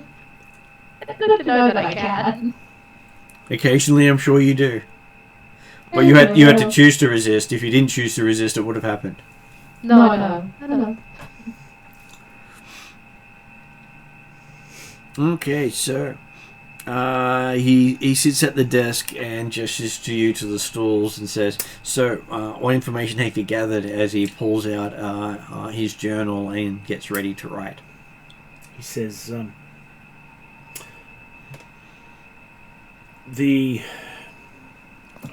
don't know if you've heard. I've heard many things, but you have to tell me for me to know, he says. There was I'll tell him about the party. Oh, he says that sounds horrible. But he wants to know, how is that related? Inside there were describe the zombies and the fact that some of the people had died of what appeared to be what's it called? The blood plague. Blood Plague. Blood plague. But I thought it had another name. I'm sure it has many Veal. names. Blood Veil. Blood Veil, yes. Blood Veil, Blood Plague, Blood Nuisance. That thing with the blood. So it appeared that they had died of the disease. Significantly faster than you would have expected had someone have gone through the natural process. Yeah. He pauses and goes, "That does sound interesting. Do you he starts writing down details. Would you take some of the maidens with you to collect the bodies? That way, if they are infectious, we can deal with it as soon as possible. Or send one of your men. I'm sure one of these are quite capable, especially Pretty Boy over there," he says.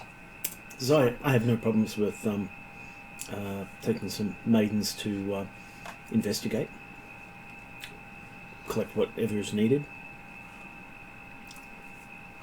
Well, we could send them off while we talk. The maidens? With one of your minions, he says. I prefer not to. They're the place. Rather simple. Yes, there is that, but it's more of the fact that the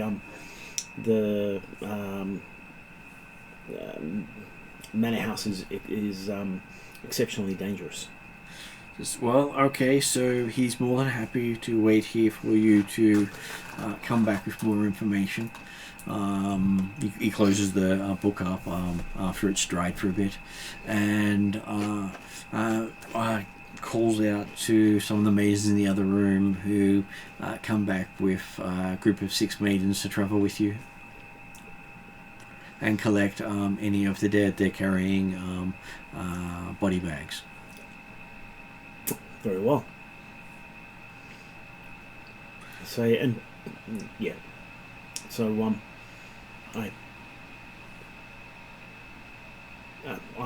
will ask. We had an agreement that we would share information. Is there anything that you have that would be of interest to us? He says yes. Recently, Varisians who seem to be resistant to the plague have started to fall in greater numbers. He believes the plague has mutated. Well, it makes sense. I mean, there are a lot of... And a Varisian was taken specifically for that reason recently. Who says that? That's what you learned last session. Yes, I know, but I'm not saying that. No, they don't say that.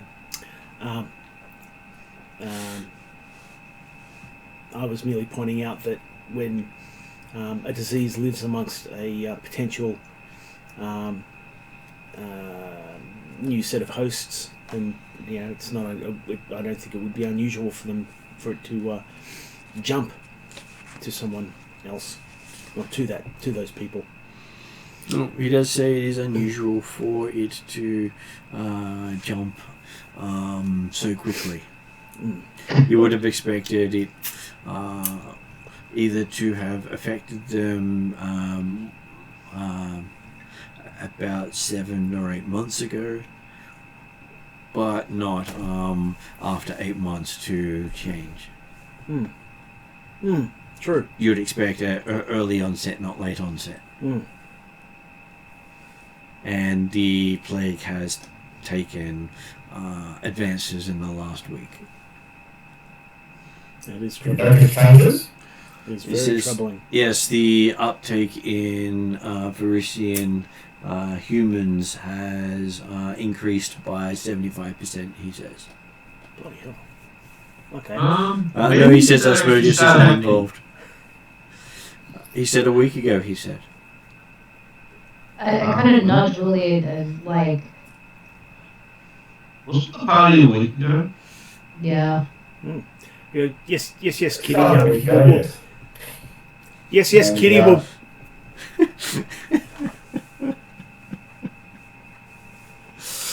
I believe people are waiting to speak.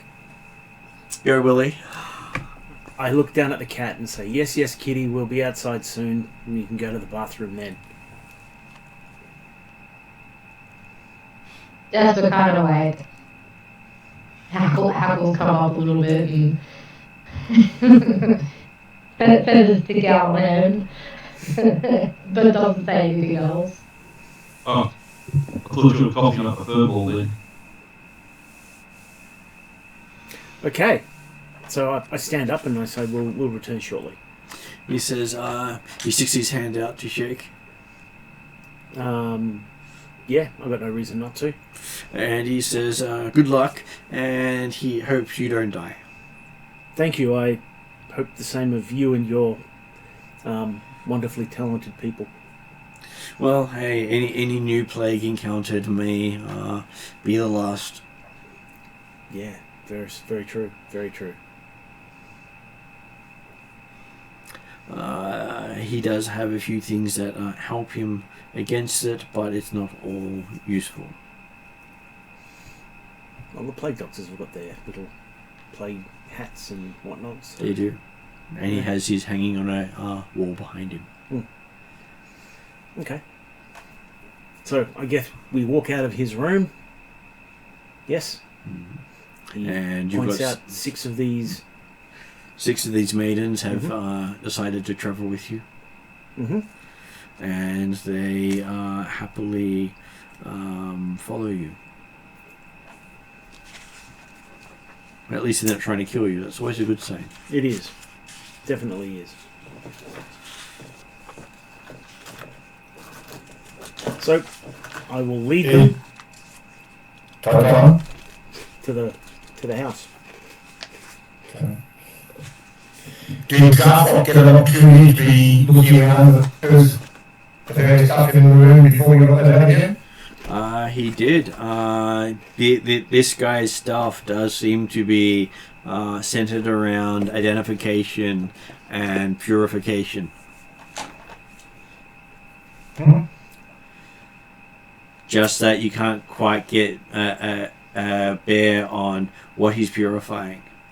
Yep. Okay.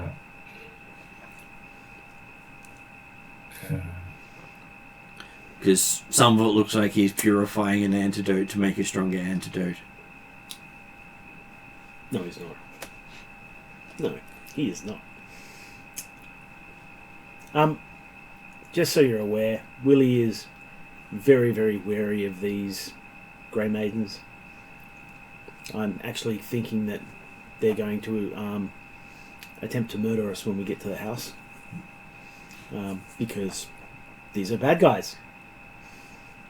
But he's not going to initiate, he's going to allow them to do so. But he doesn't want to get caught flat-footed and knifed in the back and that sort of stuff, so yeah.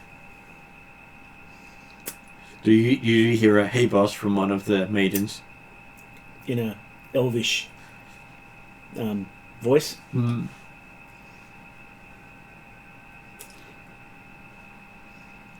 Not sure exactly which one because They're all looking in the same direction. yep. So I'm assuming I could tell if it's left or right. You think it's one of the right ones. Okay. I go, hey, how you doing? How's the new job? They were just sort of nodding your direction. All right. It's great, boss. It has lots of perks. I'll take it as though she's not interested in talking much, but it is promising that she has reached out. Okay, so you make it back to the house fairly easily because, hey, absolutely everyone on the street gives way. Mm. 2 maidens in front, 2 maidens behind, and 1 each side. Okay. So we'll go in through the back, because that's the way we went in. And I'll lead them into the main ballroom, show them the zombies in the various other rooms. Well, the zombies are gone now that you killed them. Well, there's dust. They gather up some of the dust and gather up the dead body on the kitchen. Because that was the only one that was actually died of the vow. Yep. They ask if... If these zombies outside still? Or did they all come inside? As far as you know, you got rid of all the zombies when you were here last. Right. But the elven acrobat had hidden upstairs because when she was trying to get away at the time of the party, there were zombies outside as well. After 3 days of trying to escape, she gave up. Because, hey, you can only dodge so many times, and no one's that lucky. Yeah, because we didn't see much in the way outside, but was part of what we thought was concerned about the story. So. But as you're here during the day, you can see there are marks all over the grass areas from where some sort of combat had taken place. Not as obvious when you were here last time. Because you came at night. Okay. Right.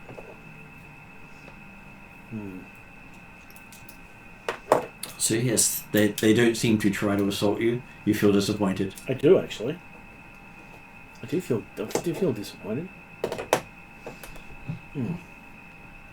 And you find yourself about 2 hours later back down in the bowels of the hospice.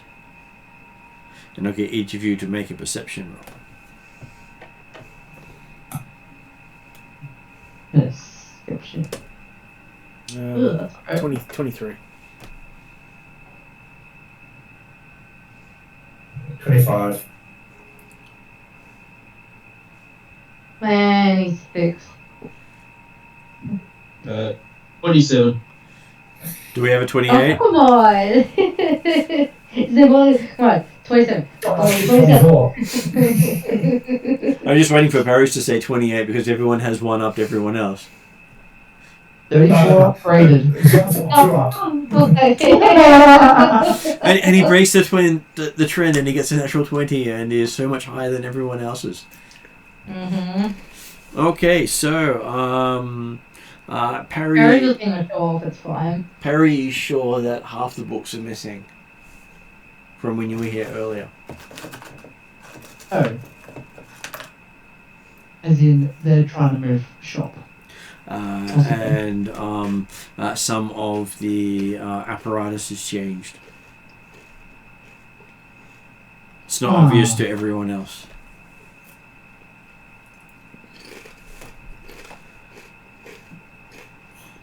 It looks like these guys are trying to leave. Or at least have moved stuff without any reason to move it that you can see.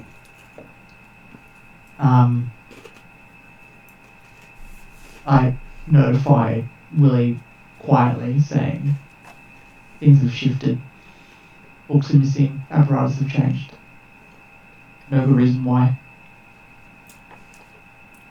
Now that it's been pointed out, is it obvious?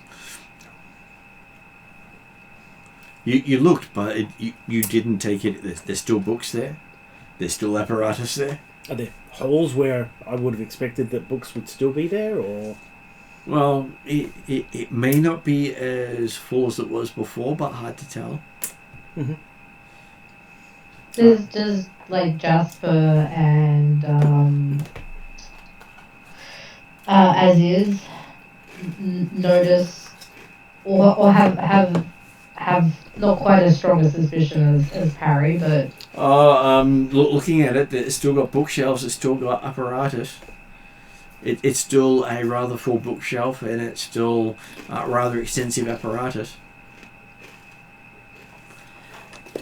Nothing leaps out specifically to say what is different. Harry did get an amazing roll.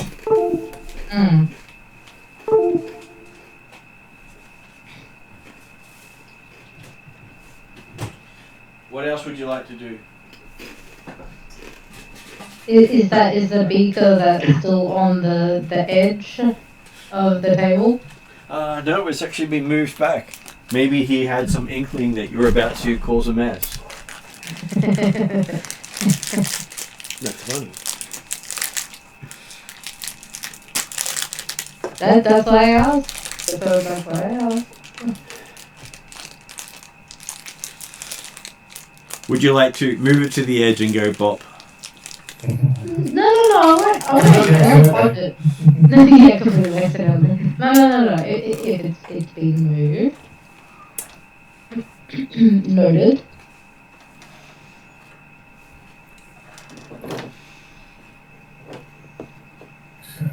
Okay. I thought we'll be able to take the opportunity to probably look around the room with the patients and like the next doors of the office, and take a closer look at the sort of techniques and procedures and equipment that's being used on the patient. If we can.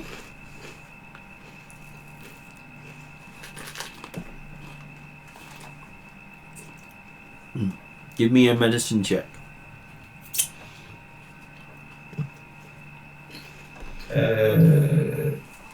Medicine plus 12, 28.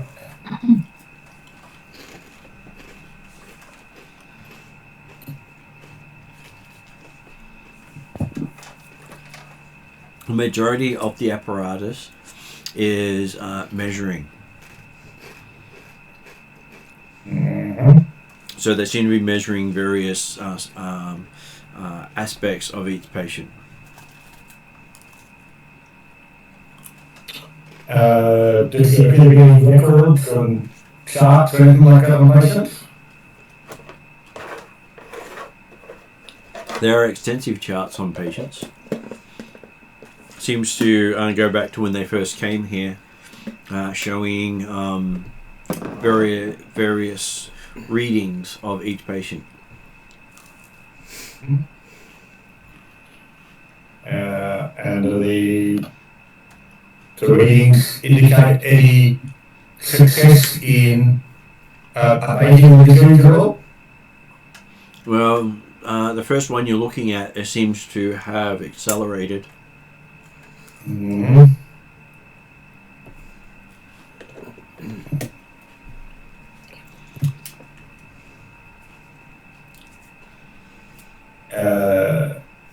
And so we're looking to see if we can compare same techniques or things like that that are used across multiple patients and expenses. So probably the idea of hang on here.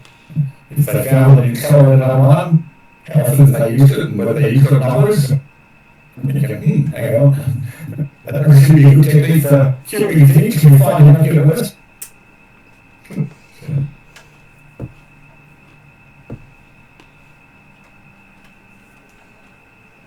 Okay, comparing most of the patients, it seems that they have serums that they're trying on these guys, and they're up in the 900s for the different serums they've been trying. It has been 8 months. And apparently none of the serums have had any effect on those in this ward. But the serums were designed for the before these guys got infected. So whatever is mutated to affect these guys, the serums they had have no effect on them. Or in some cases, accelerated it. You don't think it's accelerated? You think that's just the disease accelerating? Okay. Because most of their advancement is almost identical, even though they're all getting different treatment.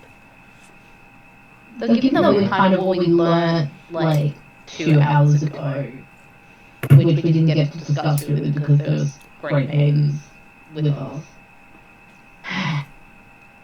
Jasper has a feeling that it's only accelerating in particular community groups because the person who's made it that way is getting someone of that particular ethnicity. Yeah, there's originally asked for certain entertainers and personnel at the party. So, yeah.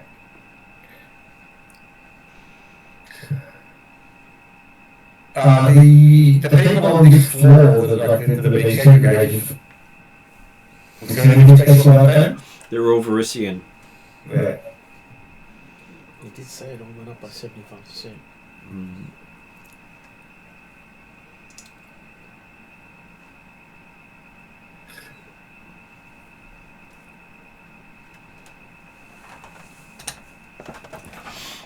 Okay, looking over things, it does look as if most of it is no progress on each of the charts.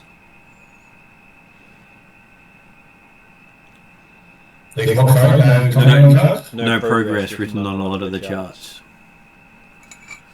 As in, like, quite no progress. Yeah. With when they've been checking after giving each of them a antidote or some form of They're using as antidote. Yep. Yeah. Is it possible for Scarthrop to get a sample of this antidote? You can. They've got a few of them sitting in vials in the room. Okay. Is there any information or explanation as to what goes into the antidote? Not written here, no. Apparently it's put together in the doctor's laboratory and office. But I will give you a society roll.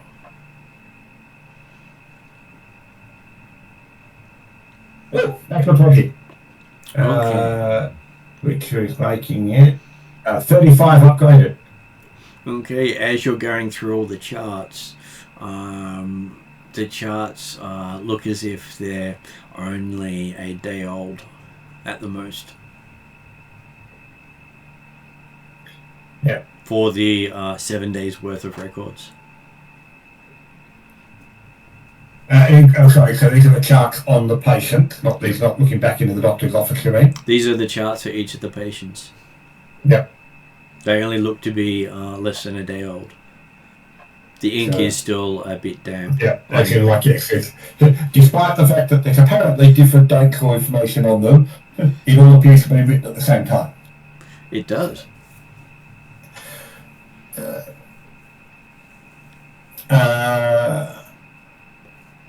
And all by the same hand? Different hands. Okay, right, so they did at least have different people. You would have thought if you had to come back in maybe another 2 hours, you wouldn't have been able to tell. Yeah. So the but yeah, so just confirming they did at least go to the effort of having different people write on the in there when they fold you up. You have a feeling that most of these papers were filled out sketchily while you were waiting. While we were waiting and while we went off and had a look at the zombie house. You believe that the backdating of records for the last few days were done while you were out, but today's records were done while you were waiting. Yeah. Because they seem to be the driest. Yeah. So...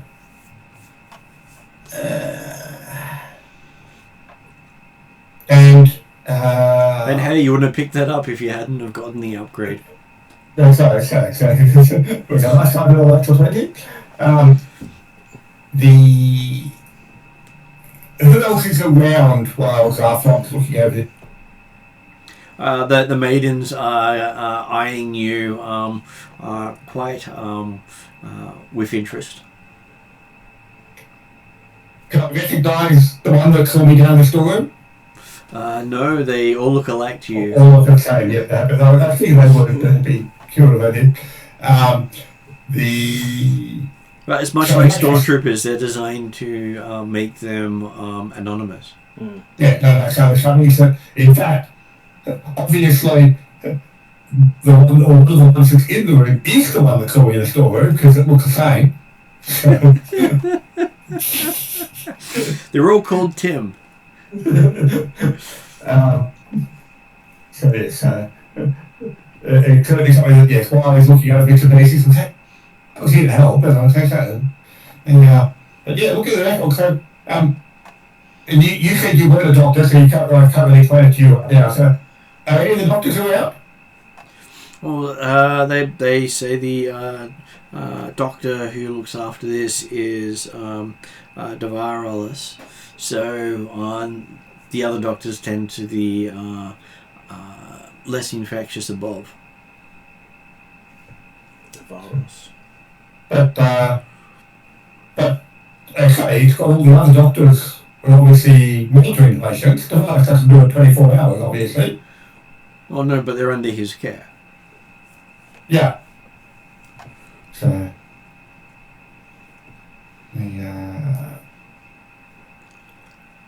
so are all the doctors around at the moment? Looking around.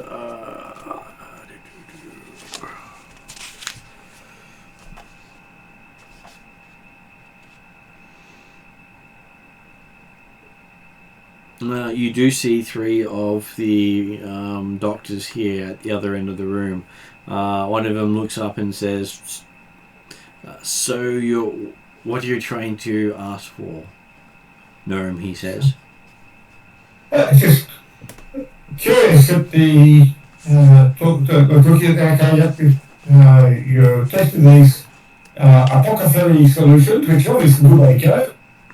Much more reliable than a medical mumbo or religious mummery. There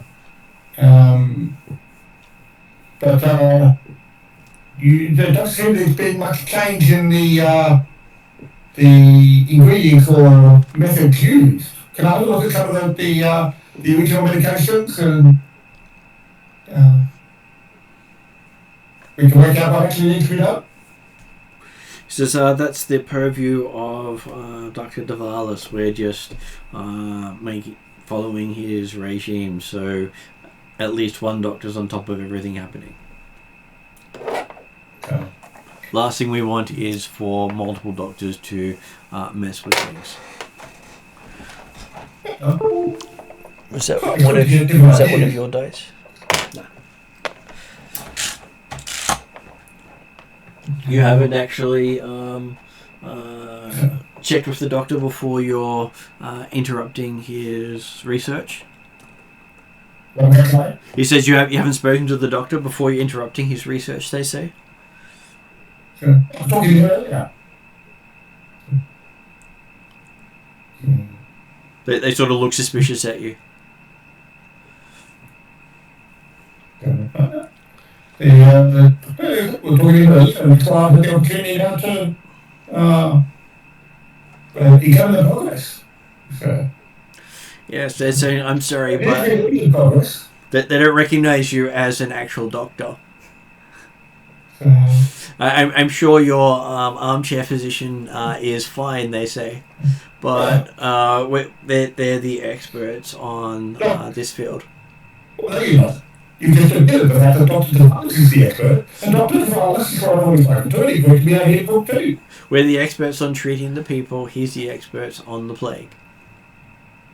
Ah. And yet, You've had no progress for the last week. Every day. The last 8 months. Says, not always do you get progress, but it's best to record all the attempts. Yeah, but all the attempts are the same. There's no record here indicating you've been trying something different. Well, we try each batch on the group to see how many people are affected by it.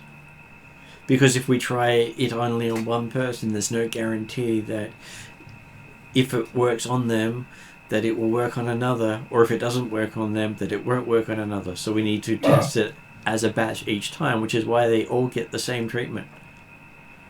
Yes. It's perfectly logical. But the idea is that it's no point sticking with the same treatment on all patients when it doesn't work. Well, you do see that the numbers have changed between doses. So it does look as if they have changed treatments each time. Okay. Just that the paperwork is obviously forged. Which is not the thing that you're spouting to them, so they're basically calling you on that. We're talking about the fact that there was the constant progress type stuff, so I was thinking, yes, that you'd be indicated that I got the impression you were saying that they actually changed their diagnostics at all. Oh no, they were trying different things, but they were saying each thing had no progress in curing the plague, so they put down no progress, basically saying that they're not getting anywhere. But doses and more medicines have changed. Doses and medicines have changed.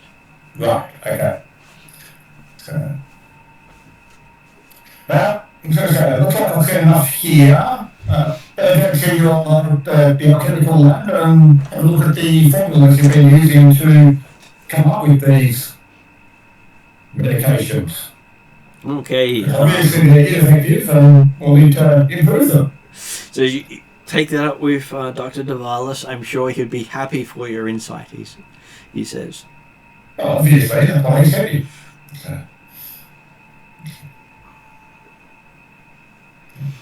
Okay, so what is everyone else doing while your gnome is digging you in deeper? Yeah, Jasper, you want to make a bet on how long before our gnome friend's going to be seeing for asthma?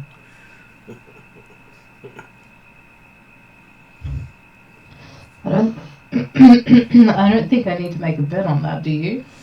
Well, look at the stars, and the moon is when Mars is in alignment, it will happen. Mm. In 3. Yeah, which is today sometime. Yeah, by the next full moon, which is probably like 3 days away. Okay. And what is Perry doing? Is he admiring the form of the Doctor and his pixie-style haircut? Not quite. Harry is trying to distinguish the books that have been moved. Okay, so give me a straight intelligence check. Straight intelligence. Because you're doing a memory check. That's fine. Unless, of course, you have perfect memory as a feat. I do not. That is one of the feats. Nice.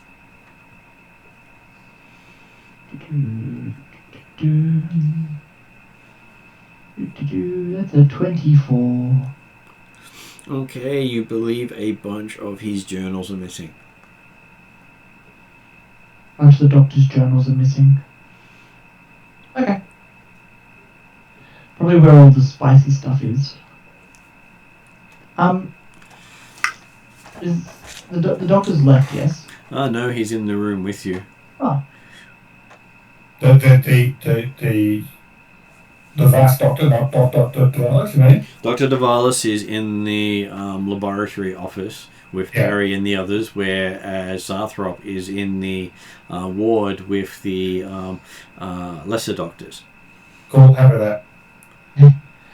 Otherwise, Zarthrop wouldn't see any of the charts. Yeah.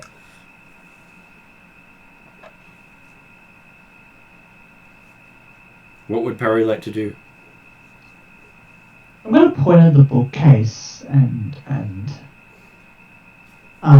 just go, mighty fine collection of medicine books you have here. Says yes, he likes to look at a wide variety of texts, even if he doesn't believe in some of them.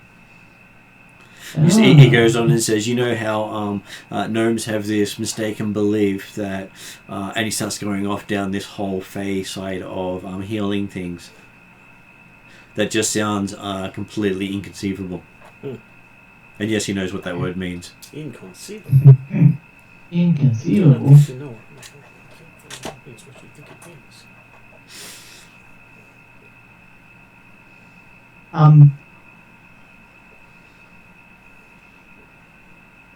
I would hope to say that you are keeping notes on your researches and studies that are happening. He says he does, and he weekly sends a bunch of his notes on to the Queen so she's informed of what they're up to.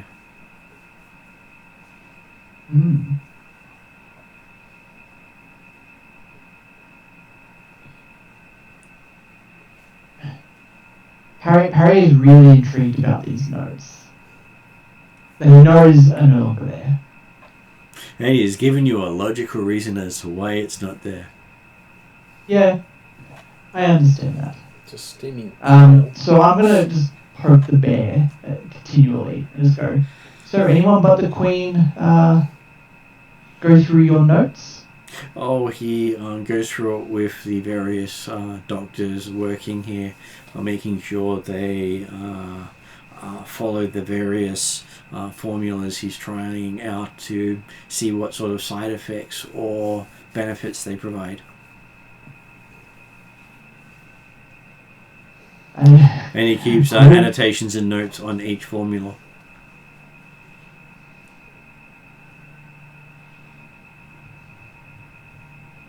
Perry will point out the wording of that. You're more concerned about side effects than benefits? If it kills people, it's not a good antidote, he says. And because of how dangerous this plague is, death is very easy to cause by accident. Would you want to have a 50% death rate on a antidote you're using? He's not even happy with a 5% death rate. Depends on what the rate of death is for the disease itself. Normally 100%. Well, and 50%'s fine by me. But if 50% die long before they would die of the plague... Well, death is death. Whether you're cutting it short or surviving, I'll go with the survival. He does find the ending them long before the plague would be an unacceptable solution. Because if there's a chance he can save them, he'd still like to save them. Well, you're giving them 50% as opposed to 0%.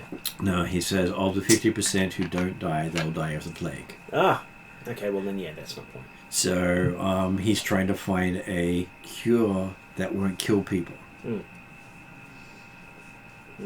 Because death is not the best cure. No. So you haven't found a cure?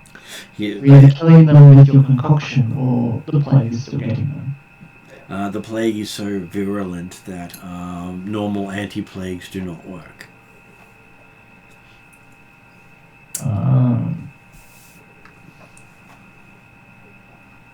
He has the cure has to basically hit the body hard for it to recover. And if you hit it too hard, it takes the body out. Not hard enough, the plague doesn't get stopped. He has delayed the plague and given people more time, but that's a very fine line between delaying and killing. He sort of describes it very much in the way of chemotherapy.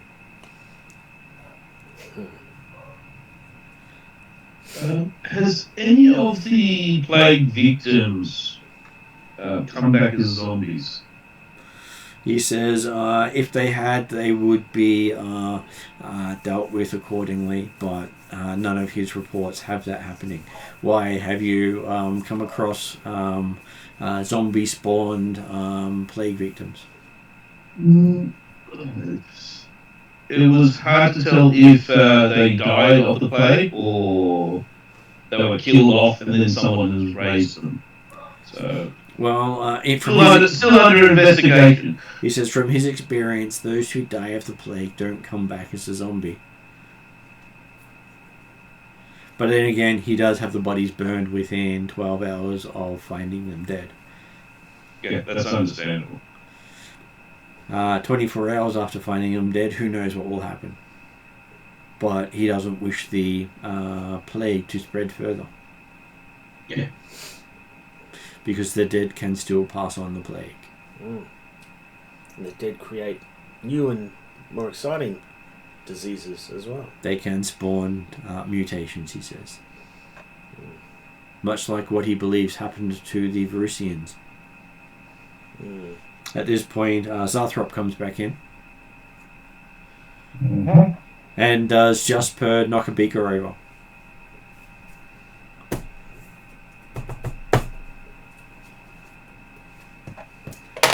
Or is Jasper still away?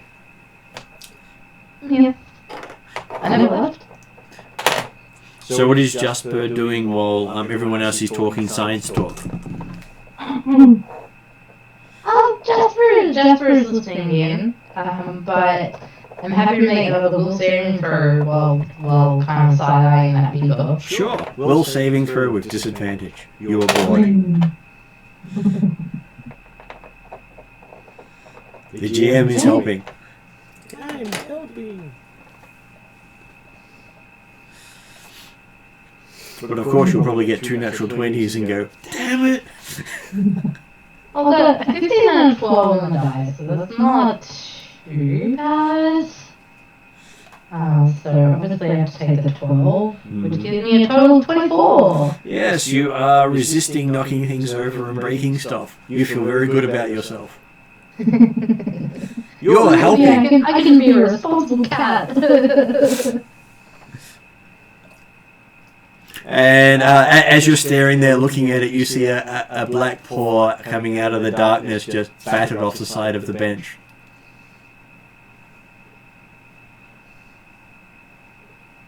And everyone hears it smash! And turn around and look, and there's Jasper staring down at the beaker. I shake my head, I go, Jasper, what? I'm not angry, I'm just very disappointed.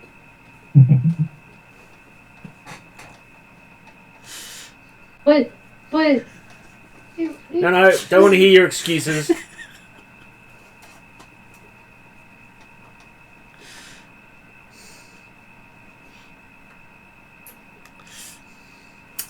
And yes, so how does Jasper deal with the fact that, hey, the thing you restrained yourself from doing happened anyway and you just got blamed for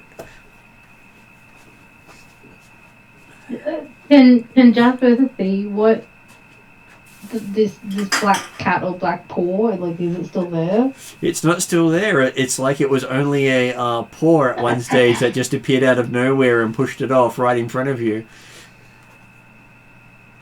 Maybe it was your subconscious working. Or your shadow, because it was a black paw. And in the back of Jasper's mind, you hear a voice shout, "Welcome!" Welcome. Yeah, Jasper kind of jumps, like, whoa. Hackles go up and everything. Okay, what is it, Jasper? What is your spook? Because I can see your fur standing on end.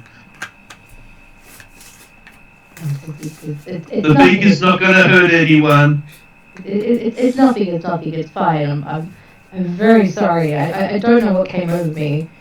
And then kind of like looks back at the where the paw came out of the shadows and like just shakes his head like I'm I must be going crazy, like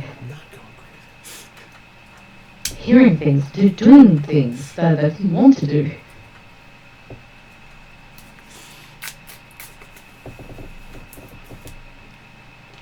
And then you hear in the back of your head, wanted to do. If you have to resist doing it, you wanted to do it. Yeah, I know. Of course, that probably makes you jump again. Yeah, it does. Just kind of like jolts again, like, and it's like looking around. And you know when like cats or animals kind of like stare like through things or through people, like they see stuff. Yeah, Jasper's doing exactly that. And then he looks at the doctor and stares sort of through the doctor like that. Okay, I will give you a perception check as you're doing this, staring off into the darkness. Okay. What was that trying to use the distraction to get a closer look at some of the bits and pieces that are being there? Yeah, just make sure that the Darkness doesn't stare back. The doctor doesn't stay back. Well, this is a horror RPG.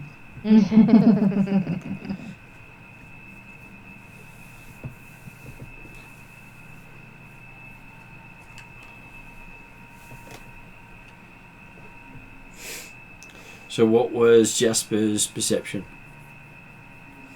I am just getting to that. I need to math.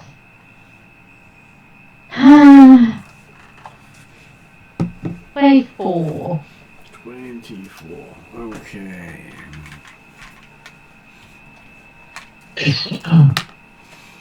Okay, so you managed to see three different distinct sets of eyes in the darkness staring back at you that look like they come from cats of unusual size.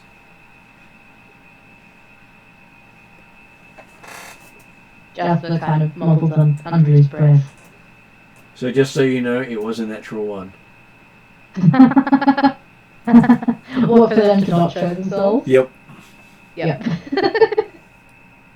Fair enough. Apparently they wanted to torment you even further. Jasper mumbles under his breath, so it'll be up to other people whether they hear him. Be like, my people have come to get me. They're calling me from the abyss.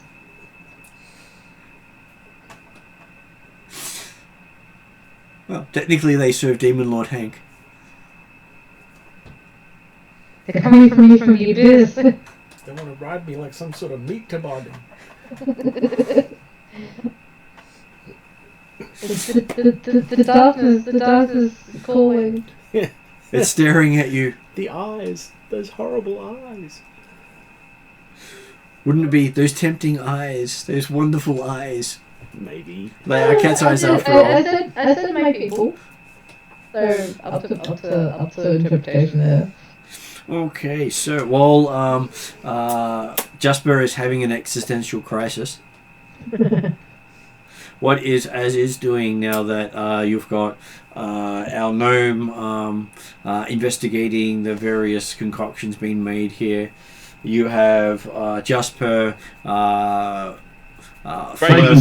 fleur frying, breaking things, and staring through people.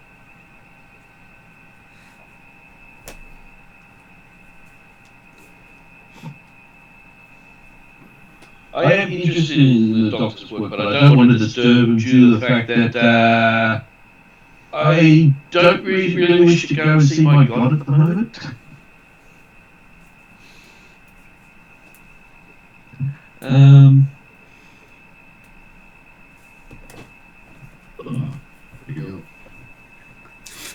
He says, I'm sorry, but we don't serve the abyss here. Though that might be a good rendition of the plague. I'm sure it's better than Bloodville. If we start calling it Bloody Hell, I'm sure that people will feel better, he says. With one of those looks of, not really, but shrugs. If it makes you feel better, we'll call it Bloody Hell from now on. as it is our second recommendation.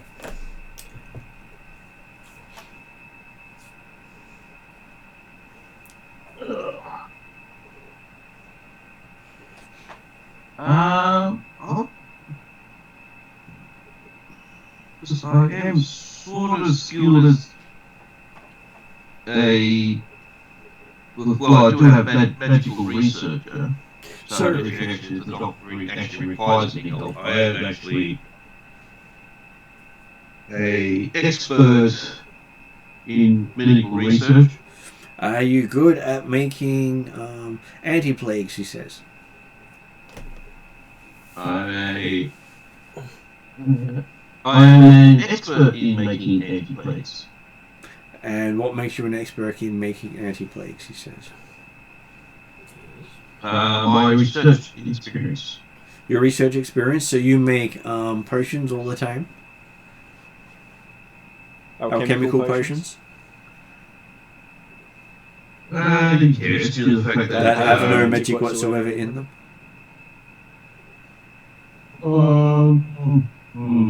True. They use chemicals, even if the chemicals have some basis in magical creatures or creatures from beyond the planes. There's still a non-magical concoction that could be made by anyone. Oh, okay, in that case, yes. Because I was thinking that, yeah, basically because I'm used with the... He asked, which formulas do you have access to, sir? Well, I've been using I've practiced in using making non-magical medicines and magical medicines, so both. So you've got the formulas for making anti-plagues? Oh, no, I don't have the formulas. Because you can't make it unless you've got the formula. Okay. It's why alchemists are so sought after, because they can just keep pumping these things out day after day, and they will last for a fair amount of time.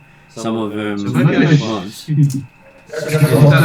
so let me actually look at this medical researcher thing. I had no idea that you needed a formula for it. Medical research is the equivalent of how did they die? What's going wrong medically with them? So that's the forensic acumen. Forensic acumen. So what does medical researchers say? When crafting healers, when you craft healers, kits, vaccines, addiction suppressants, antidotes, anti-plagues, auxiliaries of life, or other non-magical or healing items, you can use your medicine instead of crafting. Which means as long as you, it's fantastic for people like alchemists to get, but it may not work as well for you unless you have said formulas. You can get formula books to do all of it. Pathfinder works on formulas for crafting. Every item has a formula. Yeah. Because as an alchemist, I specifically have the alchemical crafting feat, which allows me to use craft to create alchemical items. Yeah. Including things like anti-plague and antidote. And so that feat would be fantastic for Jeremy to include medicine as one of his options for crafting. You might want to swap that feat out with a different feat. Yeah. Because I didn't realise that making vaccines and things like that, you actually needed formulas for them as such. Making all magical items require formulas. You learn the formula and then you can make that formula. Oh no, the thing is, this is saying it's non-magical. I said even magical items require formulas. So a potion of healing requires a formula. Yeah, okay. A +1 sword requires a formula. Yeah. The Pathfinder rules are rather specific on item crafting. So you've got a feat that allows you to make it easier without actually having the capacity to do it. Yeah. Well, not so much adding make it easier, it allows you to use a different skill to attempt it. But you've got to have the feat to actually craft a magical item or an alchemical item or things like that. So. Yeah. It's unfortunate that Pathfinder has gone down the really specific, tight lines of doing stuff. but that's where knowing the rules helps. It's a very rules-heavy system, which I try to obscure as much as possible for people. But while as he's digging himself deeper in that, Zarthrop is nosing around the alchemical concoctions and the formulas and things as well. And he will quietly bump up against Aziz and attempt a stealth right side of hand type check to give him a anti-plague potion that he's just made up. Okay, so give me your sleight of hand roll.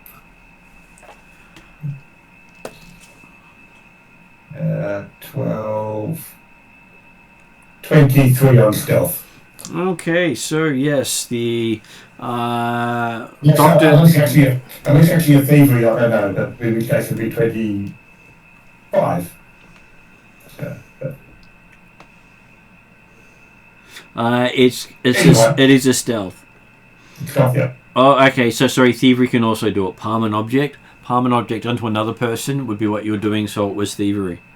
Okay, 25 then. Okay, so the doctor doesn't notice, and I'm sure that Aziz is completely unaware. Even if it's suddenly, what's this in my hand? I'm sorry, I didn't know when I picked this up. I don't recognise that. Okay, so how do you inform Aziz he's now got a vial of anti-plague? Don't go anything further. I'll keep going past and yeah.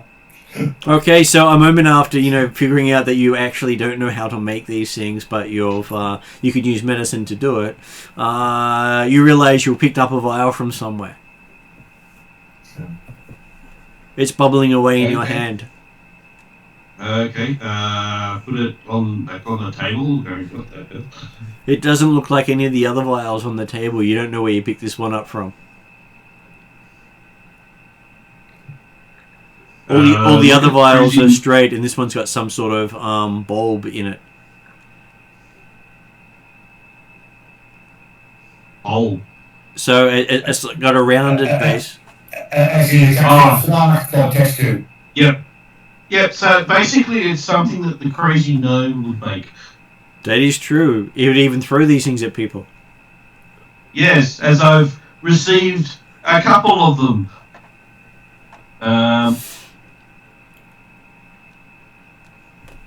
Handed back to Zarthrop saying, I think you dropped this. I think you're looking for Graveyard.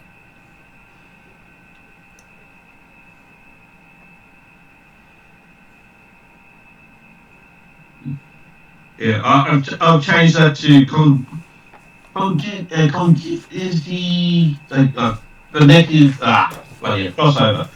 So basically, if I fail a recall check, I can try and use another skill to recall it. Yeah. Okay, you can't do it in Zarthrop. I thought you said you were a game. There's your replay. No, well, the thing is, if I knew I couldn't do that, I wouldn't have mentioned it. That's the thing. Well, we will work our way back to it at some point, Okay. but at this stage we had talked about how unfortunately you could use medicine to do it, but you haven't learned how to actually do it yet. Yeah. I'm sure that's on the agenda. You may actually end up taking crafting just so you can learn how to craft it with medicine. You know the theory, you can't actually put it into practice yet. You've made it millions of times in your head. Either that or follow an instruction manual. That's what the formula is. Yeah. You can literally buy them. Mm.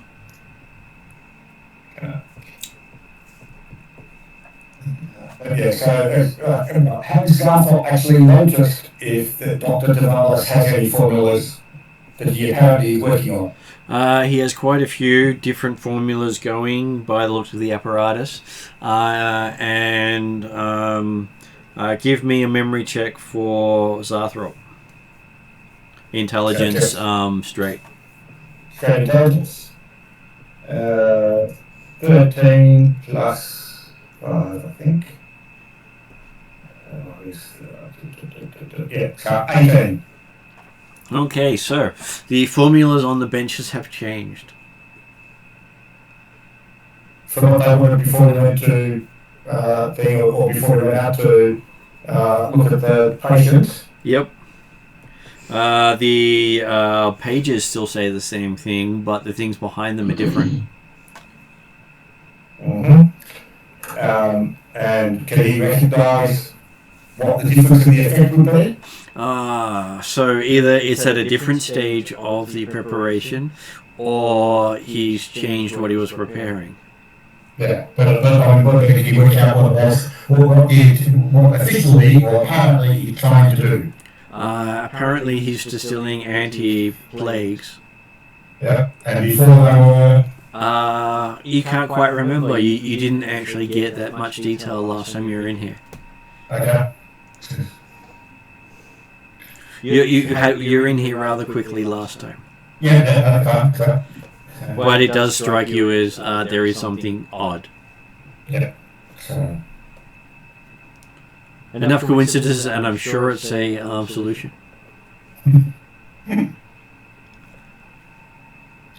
Basically, it's at the point where someone has to cooperate, or each of you has little bits of information and no idea what puzzle you're looking at. Yep. I'm just doing others and parts before it's actually Accusers? response. It's all good as giving everyone a chance as well, which then brings me over to who haven't we had do much at the moment? Willie. I'm talking to the doctor. Yeah, he seems to be deep in conversation with you, going on about different anti-plagues, antidotes, serums, cure-alls. My eyes glaze over and I just nod and go.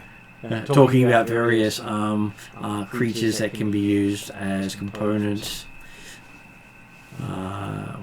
Yeah, I'm just... Sure. And discussing the merits of heart blood or tail blood on some of the creatures. Again, sure. Yes, I can see that. Sure. So Willie is completely disconnecting from everything, from all this over-the-head talk. Yeah, all this scientific stuff, I'm just like, what? Okay, so that will bring us all the way around to Jasper.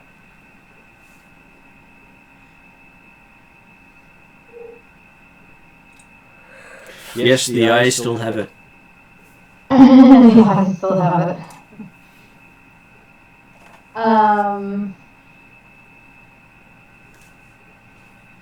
I probably spent the last like 10 minutes oh sorry, I was spent 5 minutes freaking out, and then I started asking the eyes questions like how long have you been here? And when you say that, you get it in the back of your head, always watching. Yeah. Always watching. Always watching the doctor. What has he been doing? Everyone seems to be very focused on how a couple of things have changed here. And then it responds with, we are watching you.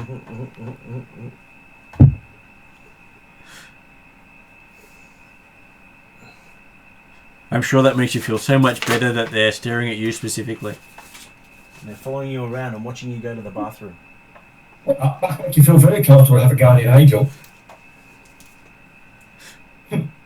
Or a paw that will be doing what you're telling yourself not to do.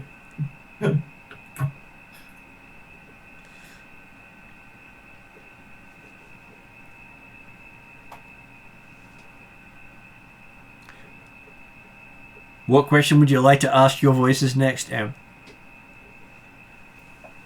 Sorry, we thought we heard me now, so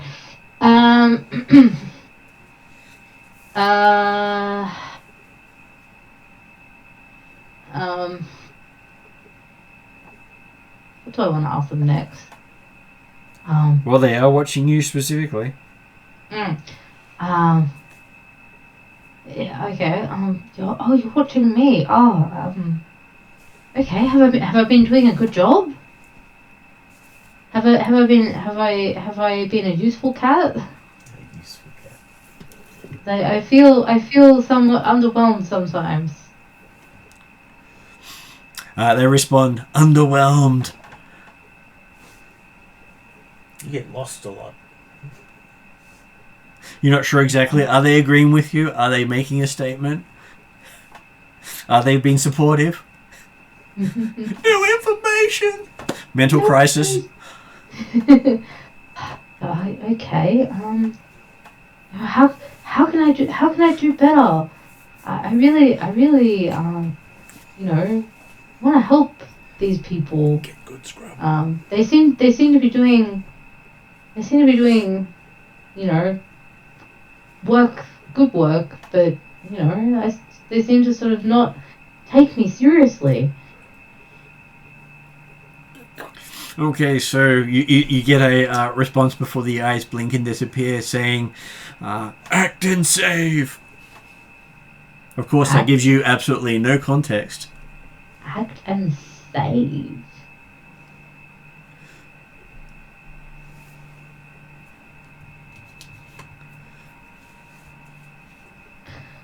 And a single silver coin lands in your hand. Single silver coin lands in my hand. Okay. That has a picture of you in profile on the back. Oh.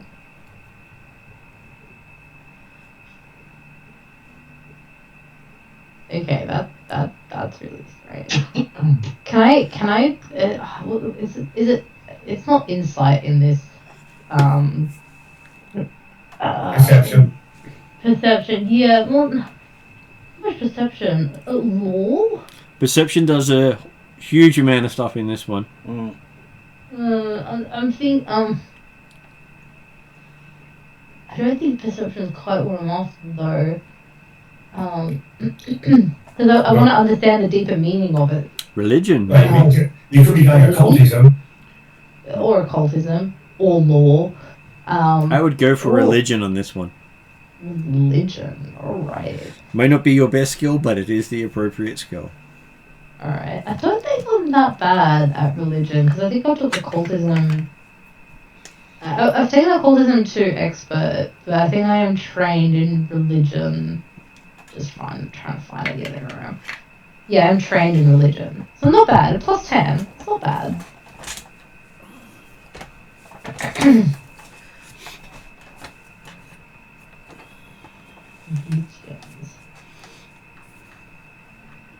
Not bad. 10, 27. You have heard of Demon Lord Hank and his 3 cats, and a token of silver coins relating to him. Okay, and what do the silver coins symbolize? Just his devotion, or no, his blessing, or it is associated with him. No one knows if it's a curse or a bane. But apparently, it's supposed to be his blood turns into silver coins. Oh. Okay. And I'm making Peter laugh at the memories. and the picture on the coin is Jasper in profile. It is Jasper on profile. Interesting, okay. On the other side, it's got a skull of a cat.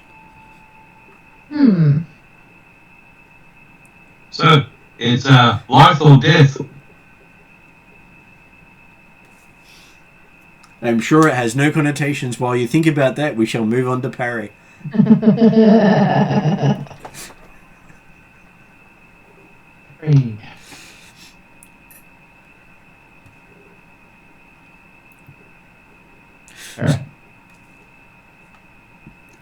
It does. You've looked at the books. You've seen that many of his journals are missing.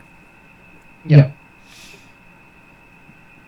You can see Zarthrop has been looking carefully at the setup and the formula. You see that Jasper has knocked a beaker of annoyance off the table and is staring through everyone as if there's no one there. You can see Willie having that glazed look of over-explaining to him. Blah, He's blah, blah, blah, blah, blah, blah, blah. But he has kept the doctor busy. he's mansplaining to me. Help.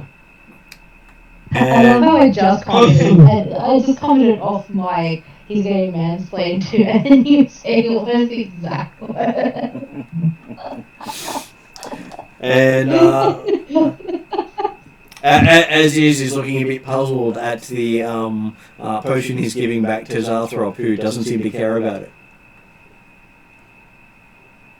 And what is Parry doing while everyone is sort of a little lost at this stage? So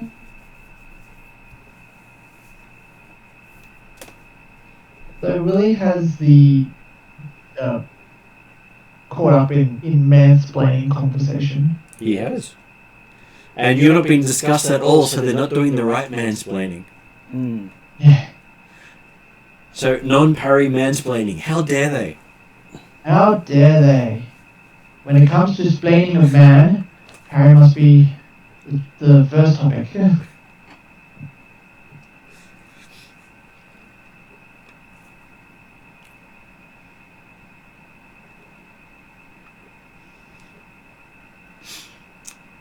I will say, as you're looking at the bookshelf, there is a book on the Hotters on the shelf. Huh.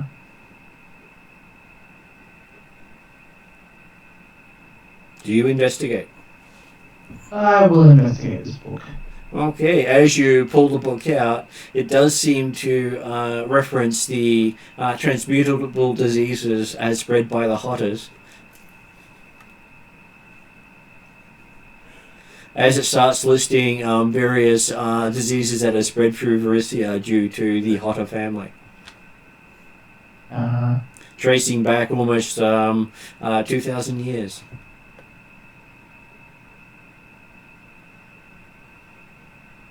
You've got a lot to live up to, I'm sure. Yep.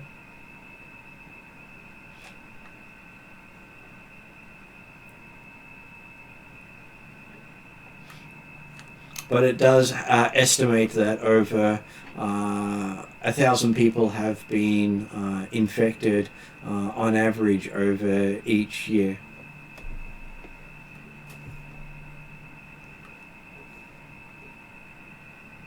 Which accounts to about 3 a day.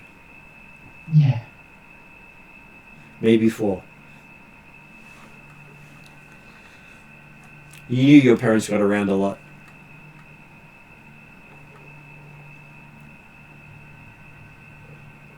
Okay, so would you like to add anything else in there, Josh?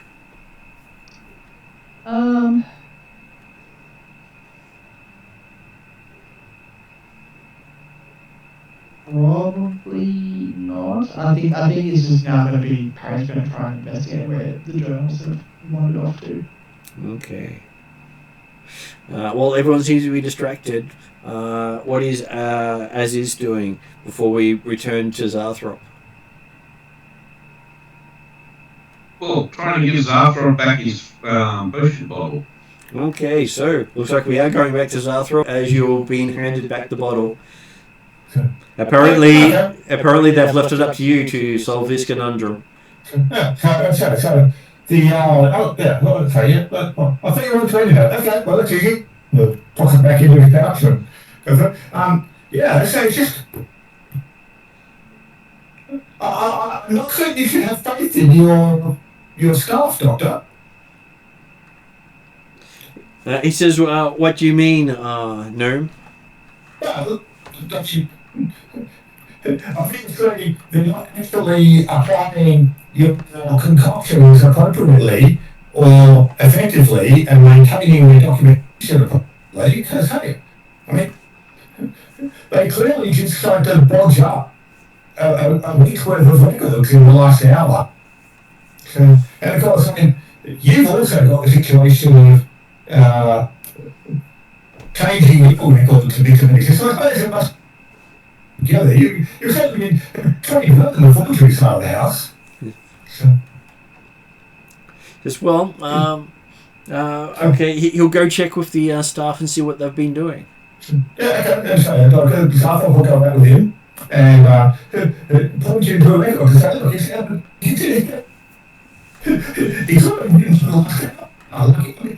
can say the coffee stain he's been lying for weeks worth of information.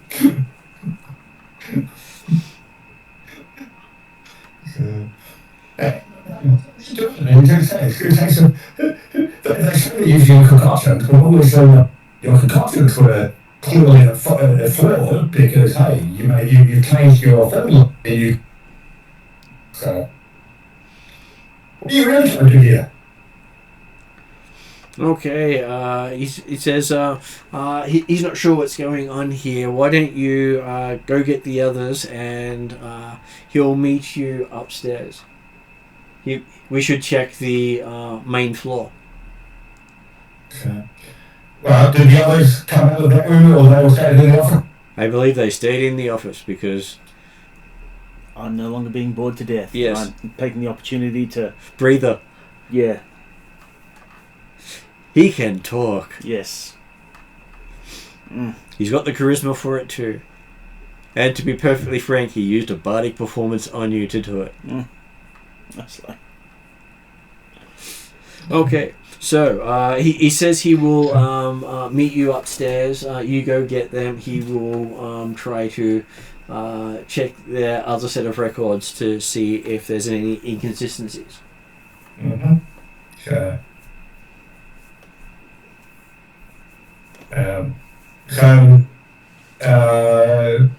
So, well, Zarfrock's always surprised at the fact that another party apparently reacted when Zarfrock just accused the doctors of completing her job. Yeah, well, Aziz is now white. So, the officer, apparently the doctor's going up to get these, apparently very close to that time. I'm assuming that there'll be multiple contributions coming down here fairly soon. So, Yeah, they're probably going to now take us to be executed because the doctor is going to be bloody annoyed with what you just implied on him. you can see clearly that their records are completely falsified. Doctors and searching through the doctor's records, like basically looking through the stuff that wasn't actually opened on this spot to see if you can find any other documentation. All his personal notebooks are missing. Are we down here by ourselves, Martin? No, that there's a glass vial flying past you and connecting with the machinery, and suddenly there's this big boom as it catches a light.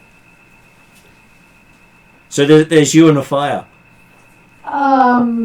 Where did the glass vial come from? The other way there is 6 of the maidens with weapons drawn, and one at the back seems to have thrown a vial.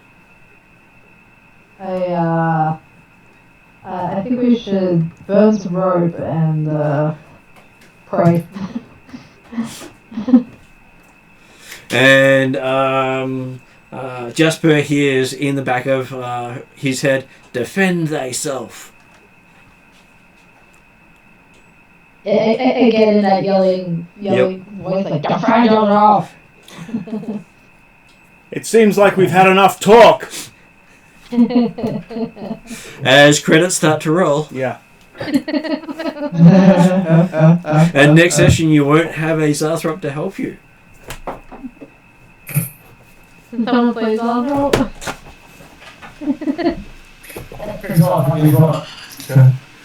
Okay, so I'm going to put it on end credits and then chat to you.